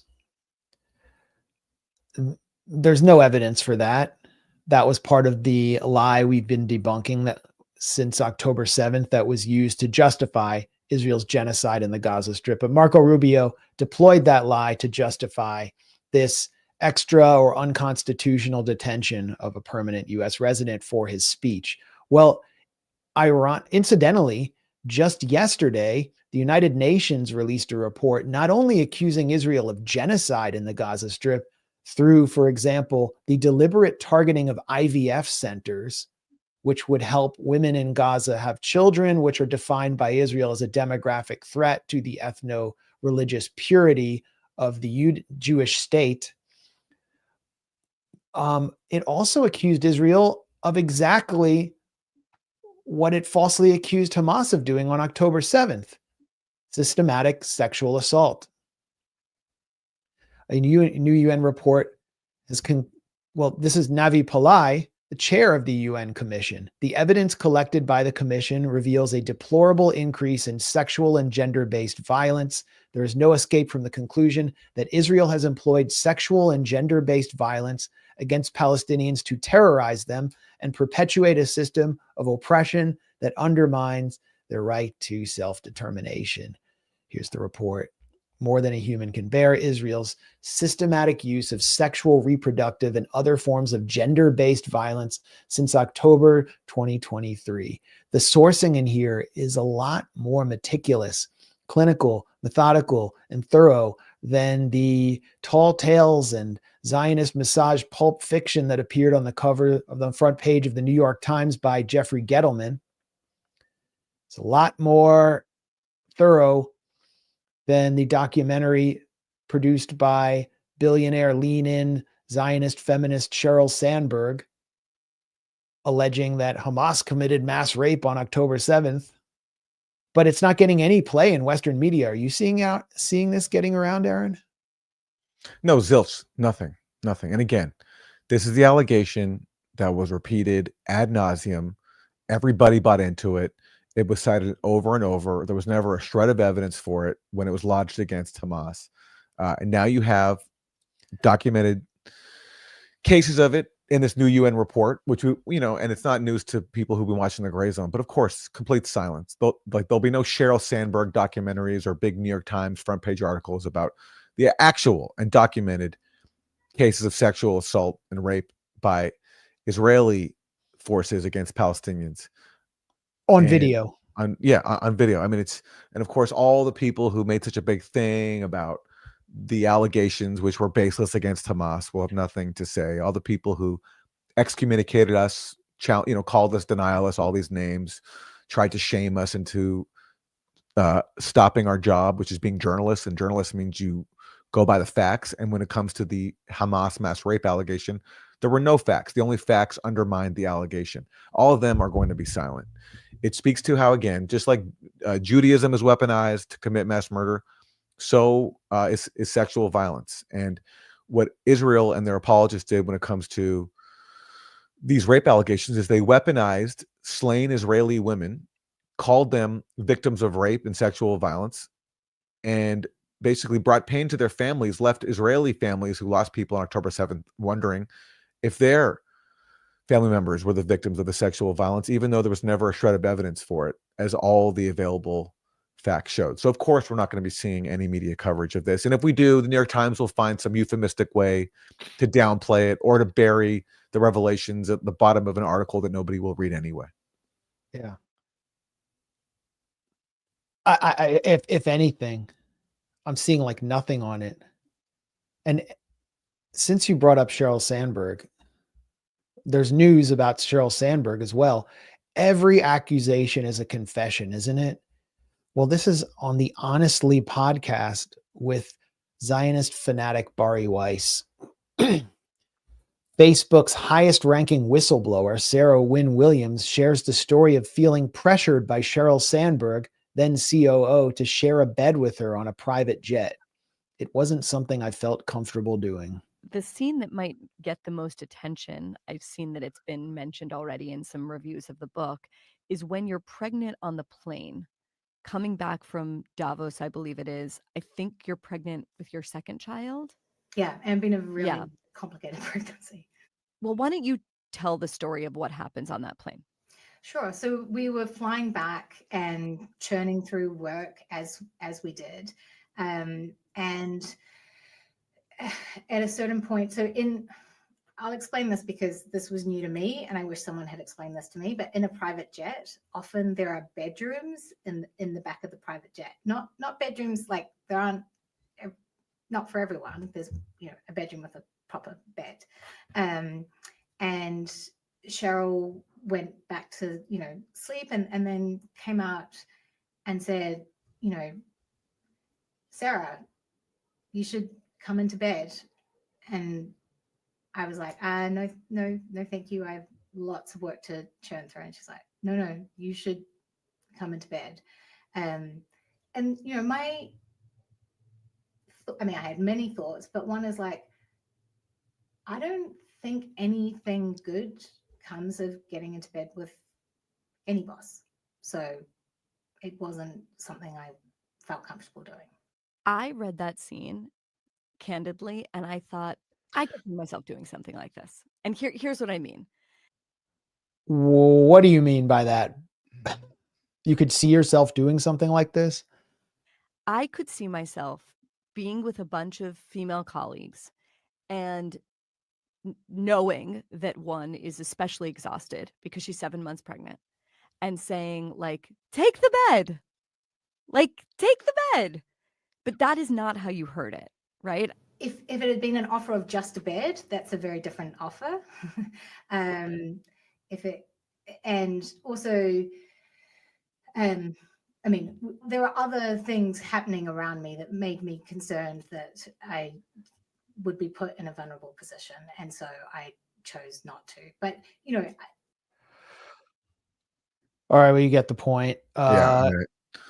There's also reporting that Sheryl Sandberg during that trip ordered an assistant to spend like over $10,000 on lingerie.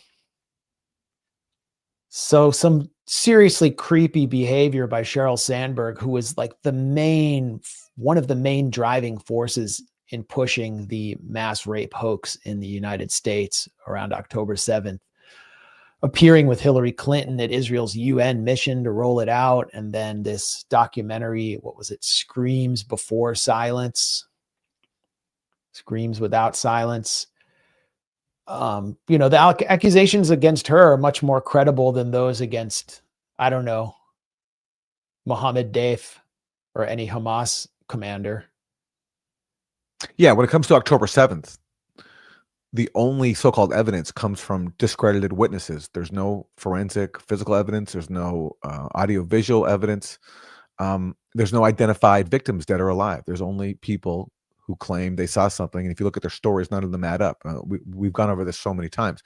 Here you have an actual direct witness claiming that this happened. And not that I care what Sheryl Sandberg does in her private life, but it just underscores how she has zero credibility to be. I mean, she has no credibility to be making a documentary about such a serious allegation to begin with. I mean, that's the job of like independent investigators with some experience in this, not a wealthy, Facebook executive with an obvious bias in favor of Israel. So this whole thing was just, and of course, Kamala Harris showed that documentary at the White House. It's such a scandal. And what was the point of that documentary? As we said over and over, it was just to manufacture consent for genocide, because the point of it was, how can we possibly end this assault on Gaza? How can we make peace how can we talk to Hamas, given what these barbaric savages did? And that's really the basis for this entire controversy. If the alleged perpetrators weren't brown skinned, weren't Muslim, they wouldn't have been able to get away with a evidence-free scam like this. It was simply based on playing on people's biases against Arab and Muslim men. That's what it came down to, just straight up bigotry. Sheryl Sandberg, just a strange individual. I mean, so many of the people around that hoax, Hillary Clinton, have been just involved in some dark activities, which involve war crimes. Sheryl Sandberg basically came in. She was behind the Zuckbuck scheme, where public schools in New Jersey were gutted and local leadership in New Jersey was bribed. She oversaw that. And her husband, when he was 47, died of a weird treadmill accident. He died on a treadmill by bumping his head. Bono sang at his funeral. I mean, these are just why does anyone trust them? And then when she was asked about our reporting on what was it, the David Sachs podcast? Yes, that's right.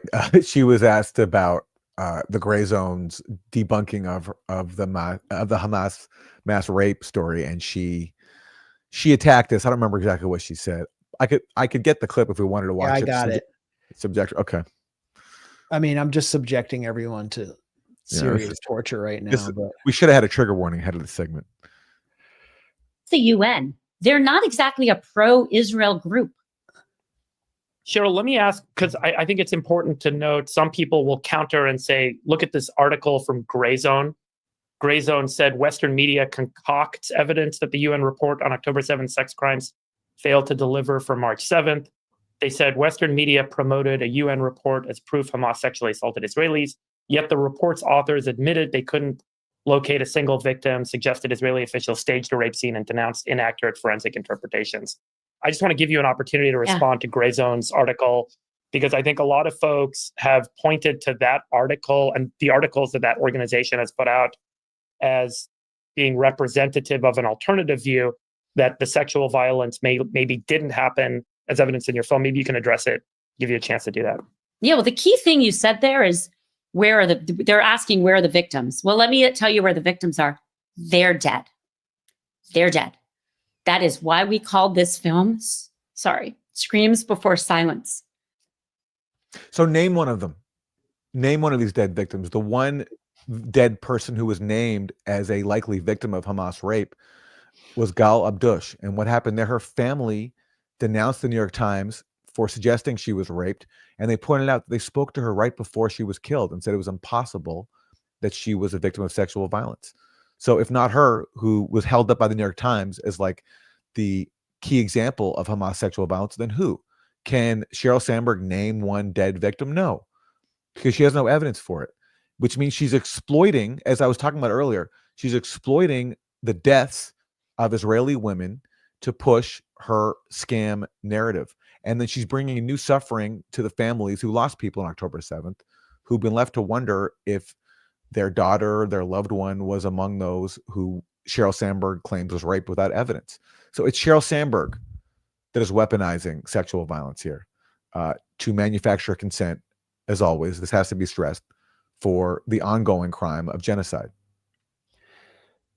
And it was almost as though she were coached, if asked any critical questions or presented with real reporting from the other side, to just start crying, to pretend to do fake tears. And so the waterworks came out at the end there.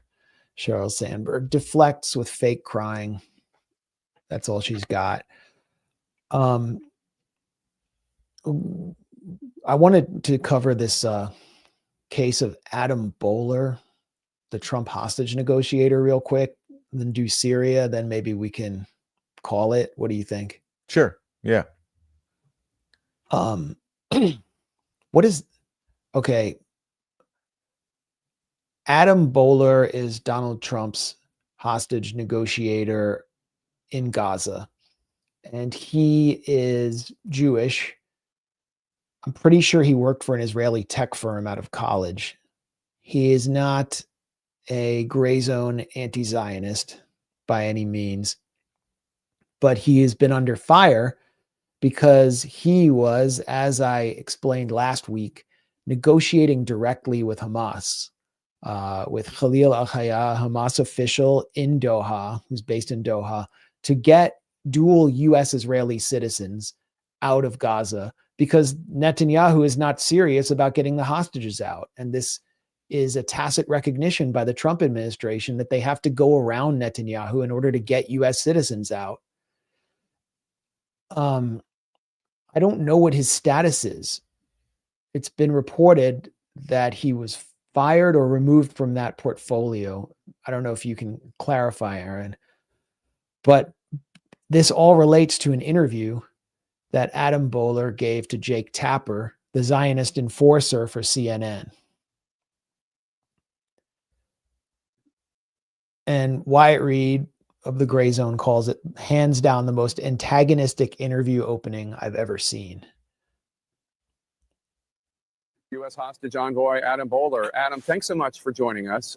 Let's start on these direct negotiations with Hamas. First of all, obviously controversial to directly negotiate with terrorists. How much sign-off did you get from President Trump beforehand? And this is just my personal curiosity. As a Jewish American, did you have to steel yourself before sitting down to deal with people who are definitionally anti-Semitic murderers? Well, I'd say meeting with people, whether they're good people or bad people, is part of my job. I'm the special envoy.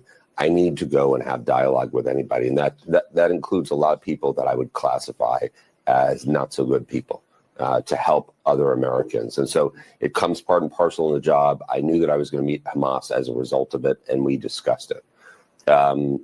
then I think when you walk and you sit in front of somebody and you know what they've done, it's hard not to think of it. I wouldn't say it's the most productive. The most productive is to realize that every piece of a person is a human, and to identify with the human elements of those people, and then build from there. But it definitely feels a little odd knowing what they really are. So thank you for your candor. So you did get sign off from President Trump ahead of time, though? Of course. Yeah.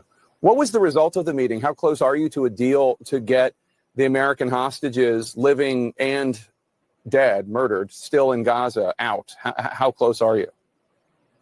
Well, first of all, I want to note the American hostages that are there. One in particular that's alive, Adi Alexander, and 4 dead bodies of Americans, with about 50 killed.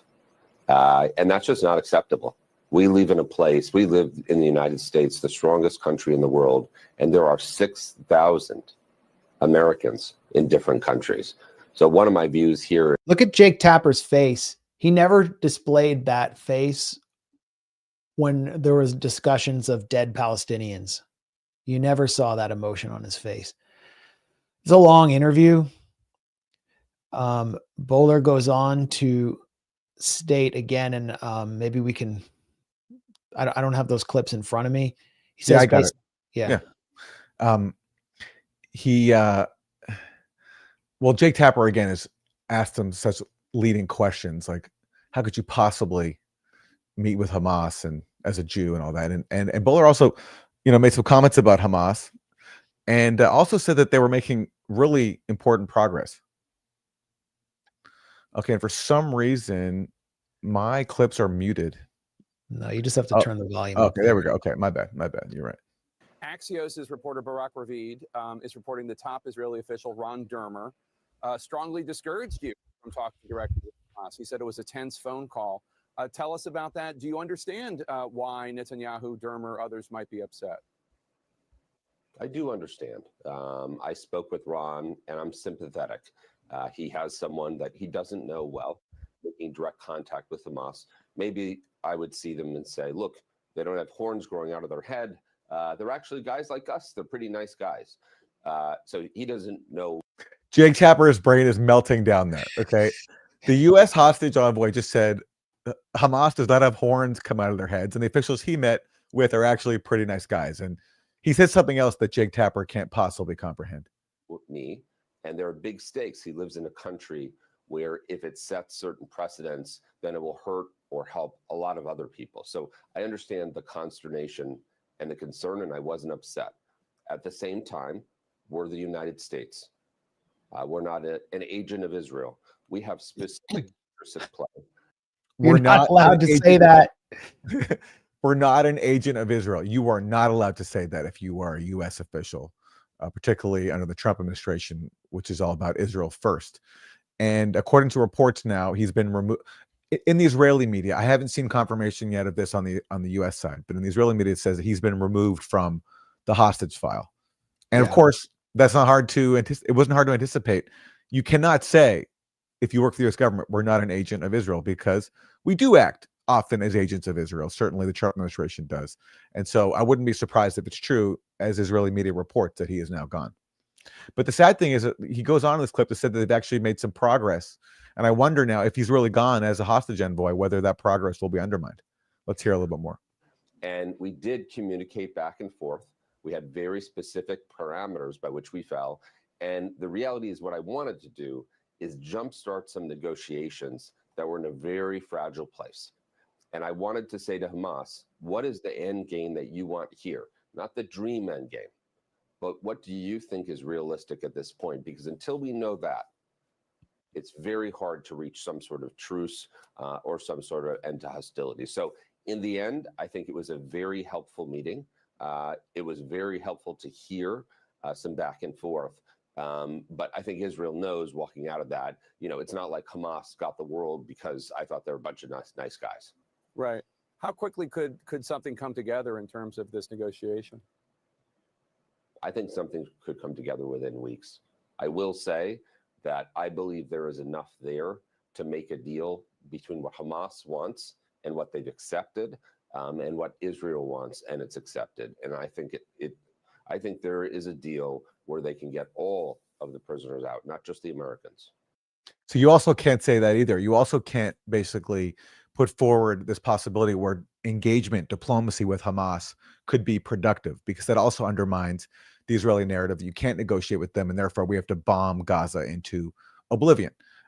So no surprise at all that he faced a huge backlash for saying we're not an agent of Israel, and that diplomacy with Hamas, who we called nice guys, is possible.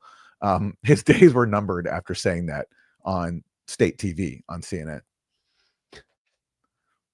In fact, sir, we are an agent of Israel. And to demonstrate that, we're removing you from the hostage file. Adam Boehler is like a healthcare executive. He's not coming from a traditional position like Steve Witkoff, who's a real estate guy and Trump's golfing buddy. And I think that's why they're making progress, because they're not Brett McGurk, who just took a position at a Saudi AI firm. They're not Jake Sullivan, who just got named the Henry Kissinger Professor of War Crimes at Harvard. He got a position named after Henry Kissinger at Harvard. They're not coming from the Beltway foreign policy establishment. They're just trying to get results. They don't care about the process. And now Adam Boehler has been apparently sidelined. Yeah. Yeah. And it's important to stress, it's apparently, we haven't gotten, as we're broadcasting, we haven't gotten confirmation yet from the Trump administration, but that's what Israeli media says. He's been sidelined from his role as the hostage envoy in these talks. And Danny Davis, someone I know personally, was going to be appointed to a position under Tulsi Gabbard at the office of the Director of National Intelligence. Danny Davis is a veteran. I think he's done 4 tours. And the same forces that went after Adam Boehler, Jewish insider, along with Mark Levin, AM radio Carnival Barker, and Laura Loomer, who we heard from before, claimed credit for getting Tulsi to drop him because Danny Davis is a foreign policy realist who saw the true face of war, unlike those sleazy, soft-handed, chicken hawk Likudnik neocons. And he didn't like it. And he didn't like what he saw in Iraq and Afghanistan. And so they got rid of him. The ADL even got involved. And Kelly Vallejos from Responsible Statecraft has the full story. It would be extremely dangerous for Danny Davis to be Deputy Director of National Intelligence. He's diminished Hamas's October 7th attack, undermined U.S. support for Israel's right to defend itself, and blah, blah, blah. Israel doesn't like him. Shh. You're out of there. Again, if only there was a 3-letter acronym to describe the phenomenon of Israel getting a veto power over foreign policy and national security appointments and controlling several branches of government, it would be amazing. If someone could come up with it. Senator Mark Warner condemned him. Yeah, of course. No one from mainstream media quoted anything positive about Danny Davis. And he was right. This is a point by Kelly Vallejos. Sorry to interrupt.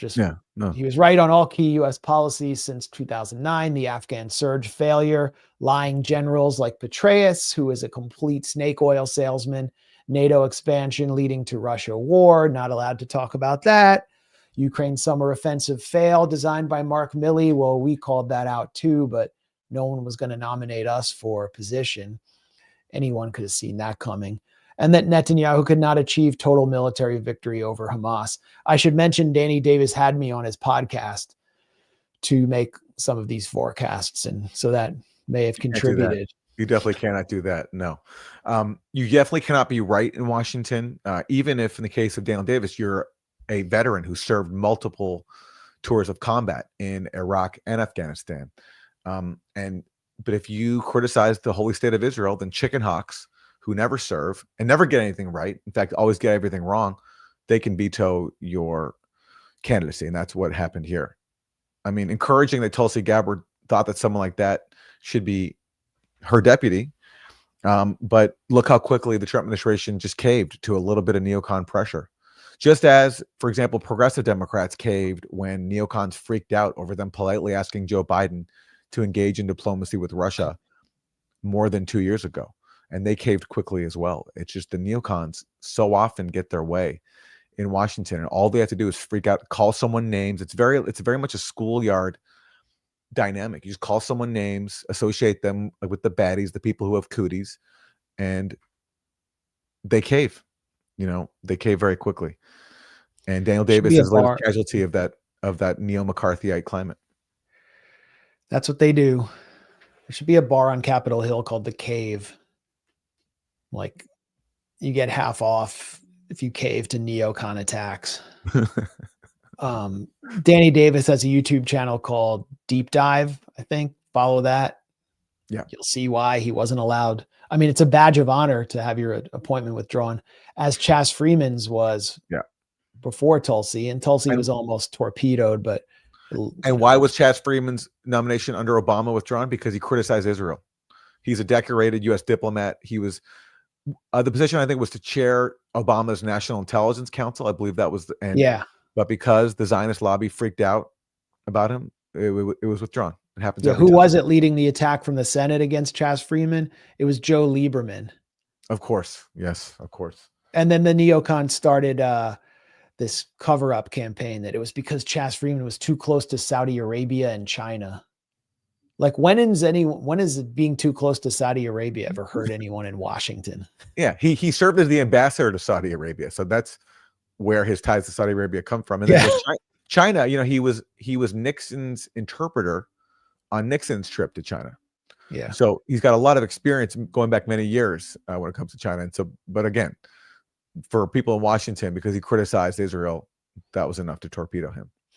And he's someone who also has gotten everything right, including the proxy war in Ukraine, which I've interviewed him about here on the Gray Zone. But not surprising that Daniel Davis is the latest casualty of this climate where you just cannot criticize Israel, no matter how many times you're right, no matter how much you served your own country in combat. It doesn't matter. It just doesn't matter. I mean, it's not like Israel's done anything wrong or controversial in the last year or so. Why are these people talking about Israel so much? And I don't know if you want to. Do you want to cover Syria? I think we should. No one else is doing a good job, or very few people are covering it properly. So I think there are some out there who are covering it properly, but we've definitely paid the price for doing our part in predicting that. I've been saying for years, Syria would become Afghanistan if there were a regime change. That's why I wrote my book, The Management of Savagery. I explained what happened in Afghanistan after the U.S. proxy war, dirty war under Operation Cyclone. CIA sponsored the Mujahideen. Saudis sponsored base for bin Laden to bring in foreign fighters. They got the Red Army to withdraw, and Kabul was totally destroyed by warlords. And that's what's happening in Syria. Syria is being balkanized, and it's under the control of an rebranded ISIS Al-Qaeda junta, and it's being overtaken by warlords with Alawites paying the ultimate price. They're basically a target of genocide right now. It's a genocidal slaughter. Syrian Observatory for Human Rights, which has been a pro-opposition UK Foreign Office funded monitor in Coventry, England, has the death toll at like 1,500 slaughtered in coastal areas of Syria, Latakia, Jable, Tartus area. And I spoke to staff from a Western humanitarian organization, which is on the ground in Syria, who have the number at 4,000, with 200,000 internally displaced, hiding in the forests, thousands more wounded, not being attended to by any medics or doctors because they can't get out of their houses. There was a rally in London yesterday by Alawites demanding some kind of protection from what they're calling the Alawite Nakba. Here's one of them. Why are you crying? Families there, my uncles, my friends, my neighborhood, the neighbors. I'm scared for everyone. For everyone. It's unfair. There are innocent people. I swear there are innocent people.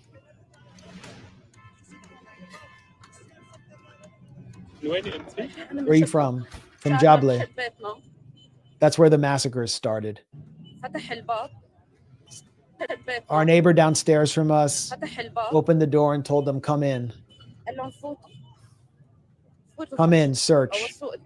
They shot him in front of his wife and 2 little daughters. His name is Hossam. Hossam Habib.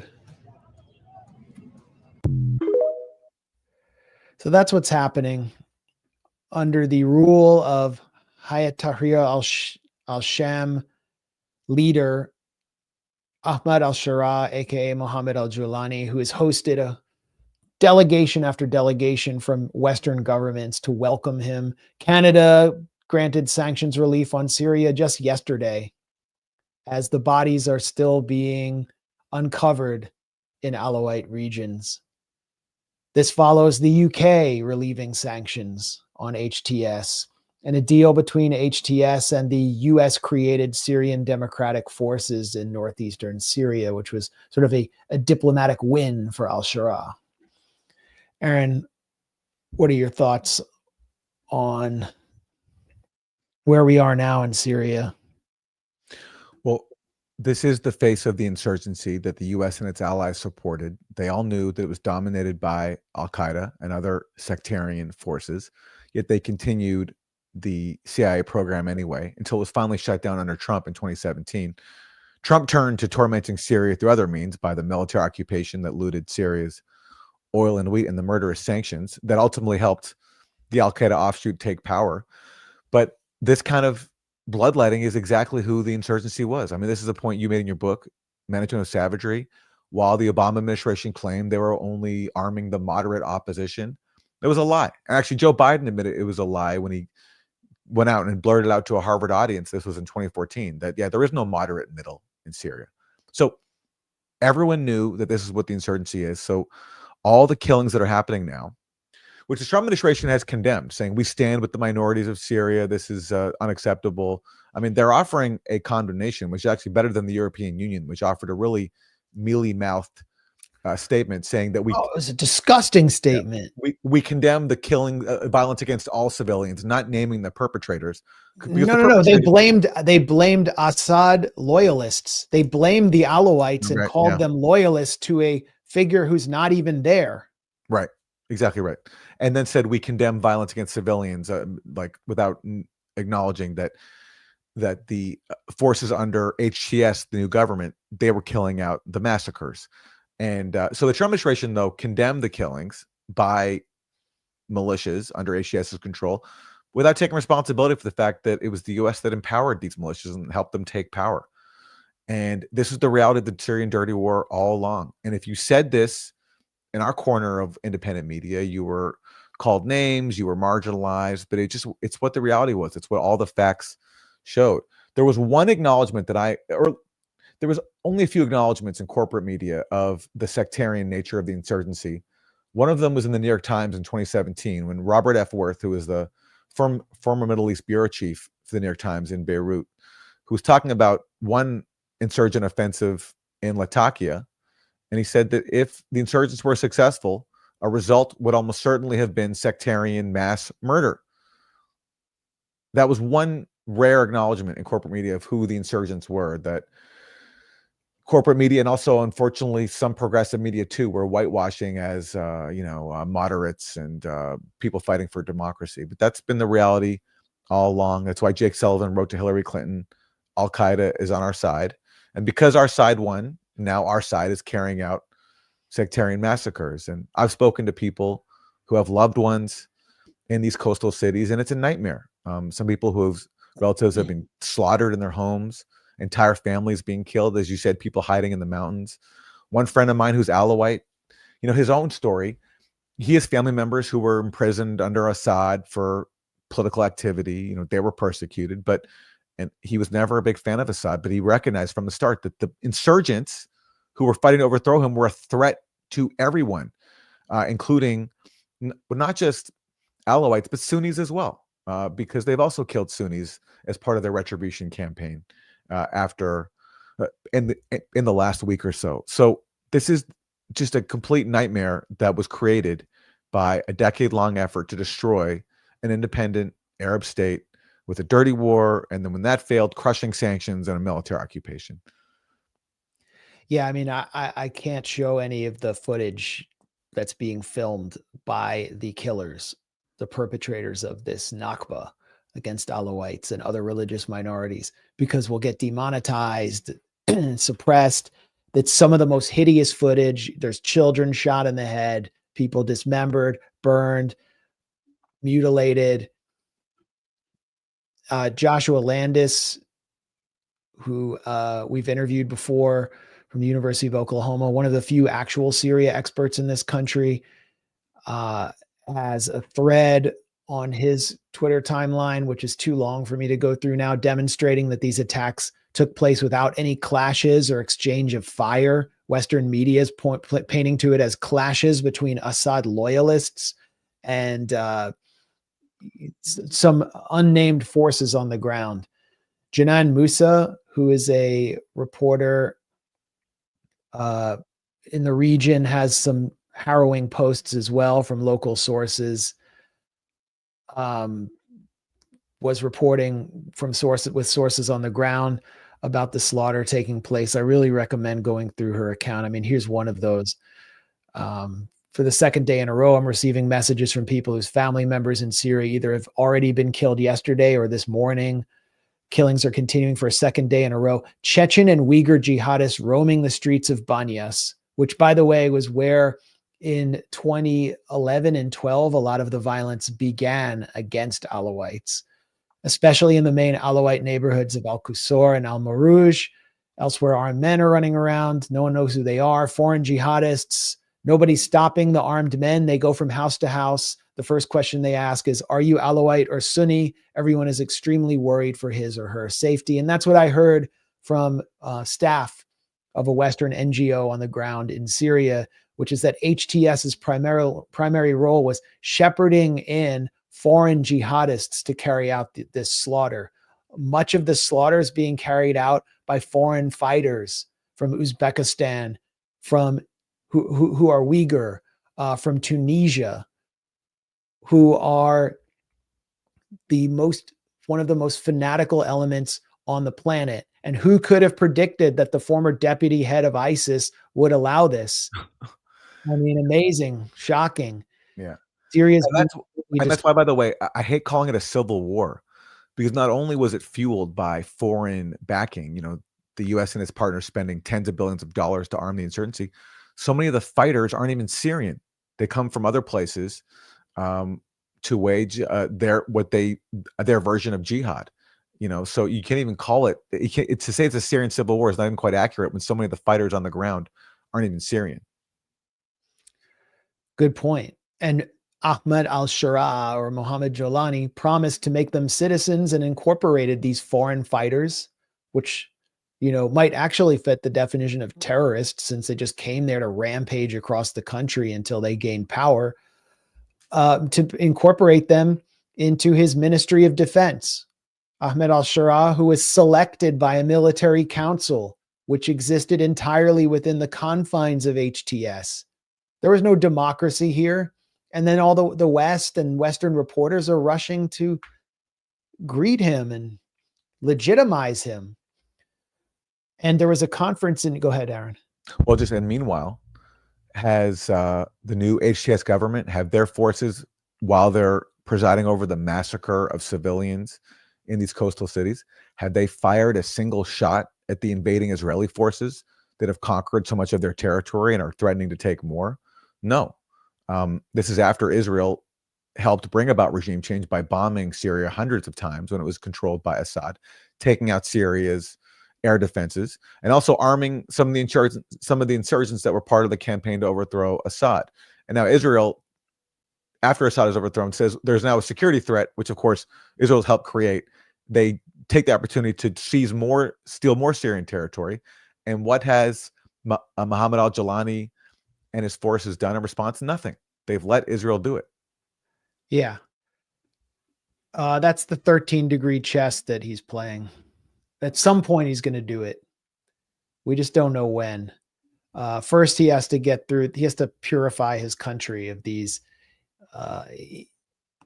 evil infidels. But then he'll get to it. And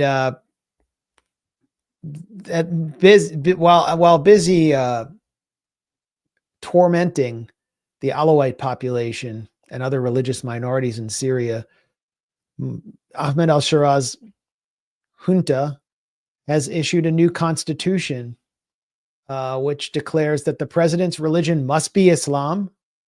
Wasn't in the previous constitution, meaning no Alawites, no Christians. So religious minorities officially have second-class status now in Syria, gone as the Syrian mosaic. And Islamic jurisprudence is the primary source of legislation for the state. That's what the West wanted. The West didn't want democracy. It wanted a weak Syria that could be disemboweled and balkanized. We've been warning about this for years. We're not the only ones. We're not the most courageous ones, but we were harshly attacked. And when Bashar al-Assad fled to Moscow and the Syrian government collapsed, we reissued these warnings. Meanwhile, Mehdi Hassan of Zeteo celebrated. He had been pushing this regime change process and dirty war for years, including at Al Jazeera, which actually helped inspire the slaughter inside Syria, and which is now mounting one of the worst whitewashing campaigns of what just took place on the Syrian coast that I've ever seen. I mean, it's just incredibly absurd, upside down coverage. Mehdi Hassan celebrated, and then he went away and went back to trying to curry favor with important DC liberals. He didn't say anything. He had a parting shot, though, for Jill Stein after regime change in Syria. You'll be shocked to hear that Jill Stein has not said one word, posted nothing whatsoever on her Twitter or IG about events in Syria or the fall of Assad. Shocked, I tell you, shocked. Well, what has he been saying in the past few days?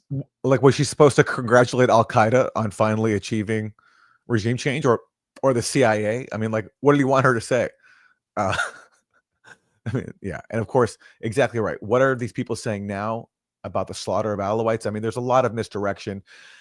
People, there was a segment on Democracy Now!, for example, calling this a terrible tragedy, as if this was just some sort of like, natural event. No, this was the nature of the insurgency that so many people, including the progressive independent media space, unfortunately, were duped into seeing as some sort of democratic revolution when it was dominated by sectarians all along. One of the earliest chants in the protests were Christians to Beirut, Alawites to the grave. And now that they're empowered, they're making good on that promise. And that's not to say that there weren't, democracy-minded people taking to the streets in 2011. I mean, we know some of those people, but when you have an insurgency, it's the people with the guns. They're always going to be the most extreme. And as Joe Biden said, there was no moderate opposition when it comes to military capabilities inside Syria. It was always sectarian from the start. And that's what the U.S. and its allies supported. And that's what so many, unfortunately, progressive media types were duped into cheering on as well. And some of that still continues. Owen Jones. Mehdi's buddy, his little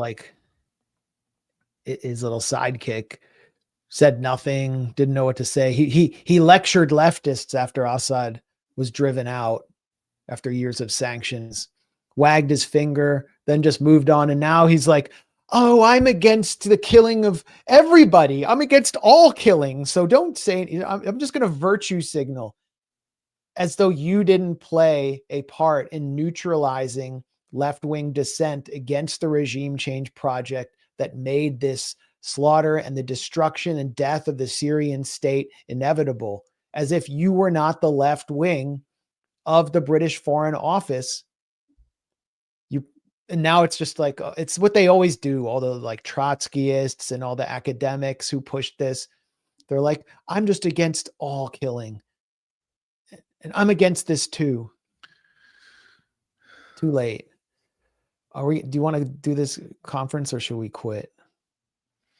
Oh, well, I mean, on this point, there was a conference just today put on by the Middle East Institute, a Gulf-funded think tank in Washington. The guy with the Syria portfolio is regime change lobbyist, dirty war lobbyist, Charles Lister, and appearing next to Dana Stroul, who is the former senior Biden official who bragged that basically the U.S. was preventing Syria from rebuilding through its sanctions, and that the U.S. could hold a card on Syria's reconstruction, not only through sanctions, but also through military occupation that was stealing Syria's oil and wheat, which he said gave the U.S. leverage over Syria's future. Charles Lister complained that Marco Rubio, because Marco Rubio condemned these sectarian massacres, that basically he was spreading disinformation. So here's one clip from that. I just would raise the added issue of just disinformation. We've got a volume issue there. We're now in a place where You can't hear it? Barely. Okay, too bad. Well, that's as high as it goes, unfortunately. Anyway, Charles Lister is upset because Marco Rubio condemned these killings as sectarian. And so then Charles Lister goes on to accuse Marco Rubio of spreading disinformation, which is just really fun. This is, yeah.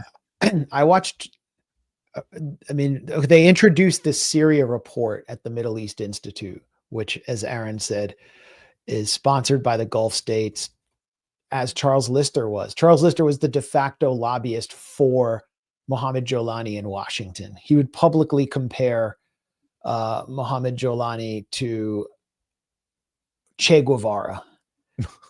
He would openly celebrate Al-Qaeda in the U.S. Capitol here, as we see here. Before his audience in the U.S. Capitol, Lister portrayed Al-Qaeda as a popular movement with broad support in Syria. Al-Qaeda has really got it right, I hate to say. He then went on to claim Al-Qaeda is more moderate than ISIS, despite the fact that the two groups share the same genocidal ideology. Although they've become more aggressive and more hardline over time, they are still a very distinctly different to ISIS. That's just like a sample of what Charles Lister's been doing for years. He has blood on his hands. He is uniquely responsible for legitimizing Jolani in Washington. He also, David Cameron had him vet the rebels, and he vetted CIA-backed faction Noruddin al-Zinki as moderate. They went on to behead a 19-year-old on camera, a 19-year-old Palestinian. So many of the forces that he declared moderate merged with Jabhat al-Nusra, the Syrian al-Qaeda. And, the whole time he's being paid by the Gulf states to do this. It's like one of the worst cases of corruption. And then he's sitting there at the Middle East Institute in DuPont Circle at their fabulous townhouse. And he says that he learned that Assad had fallen while he was in Doha, and he got to meet with the international community, as it's called, and form a plan for the future of Syria. So Charles Lister is basically helping shape the foreign feast on Syria.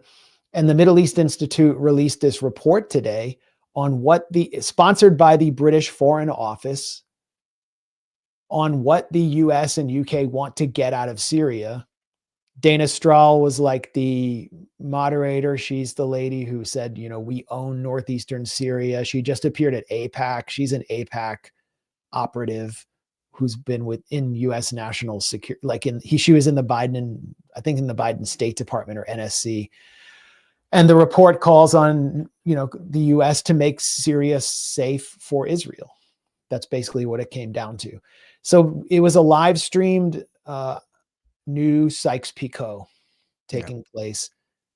And another thing Lister said was, we had all these important recommendations and plans and prescriptions for Syria, but this guy Assad was in the way.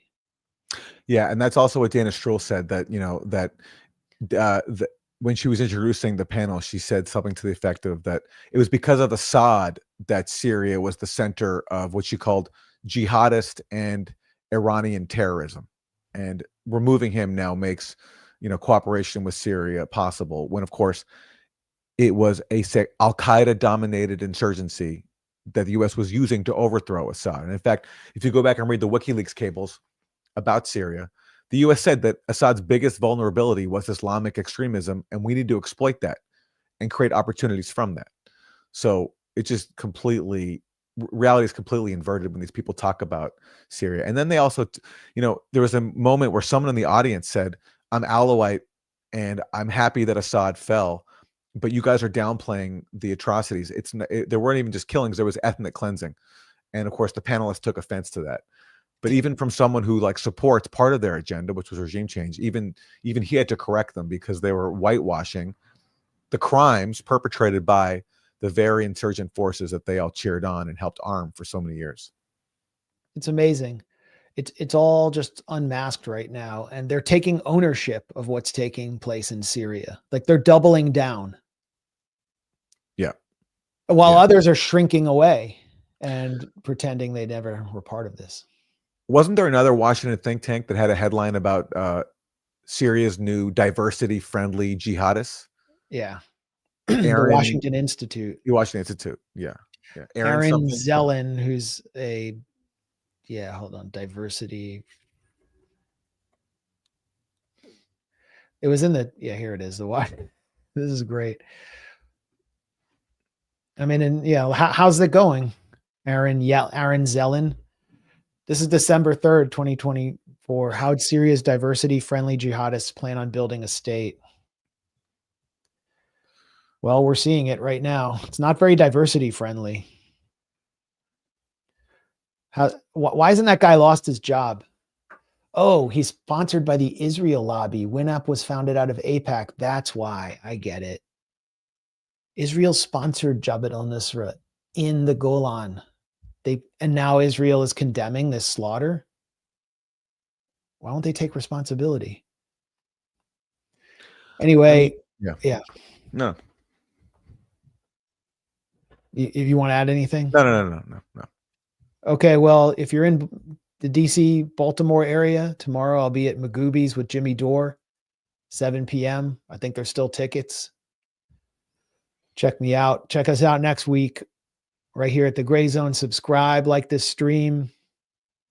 Subscribe on Rumble and support however you wish.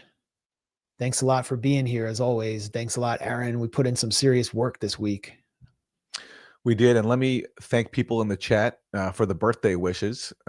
Happy birthday. I didn't even know. Hey, great. Thanks for inviting me to your party. Hey, thanks for inviting me. And thanks everybody for tuning in.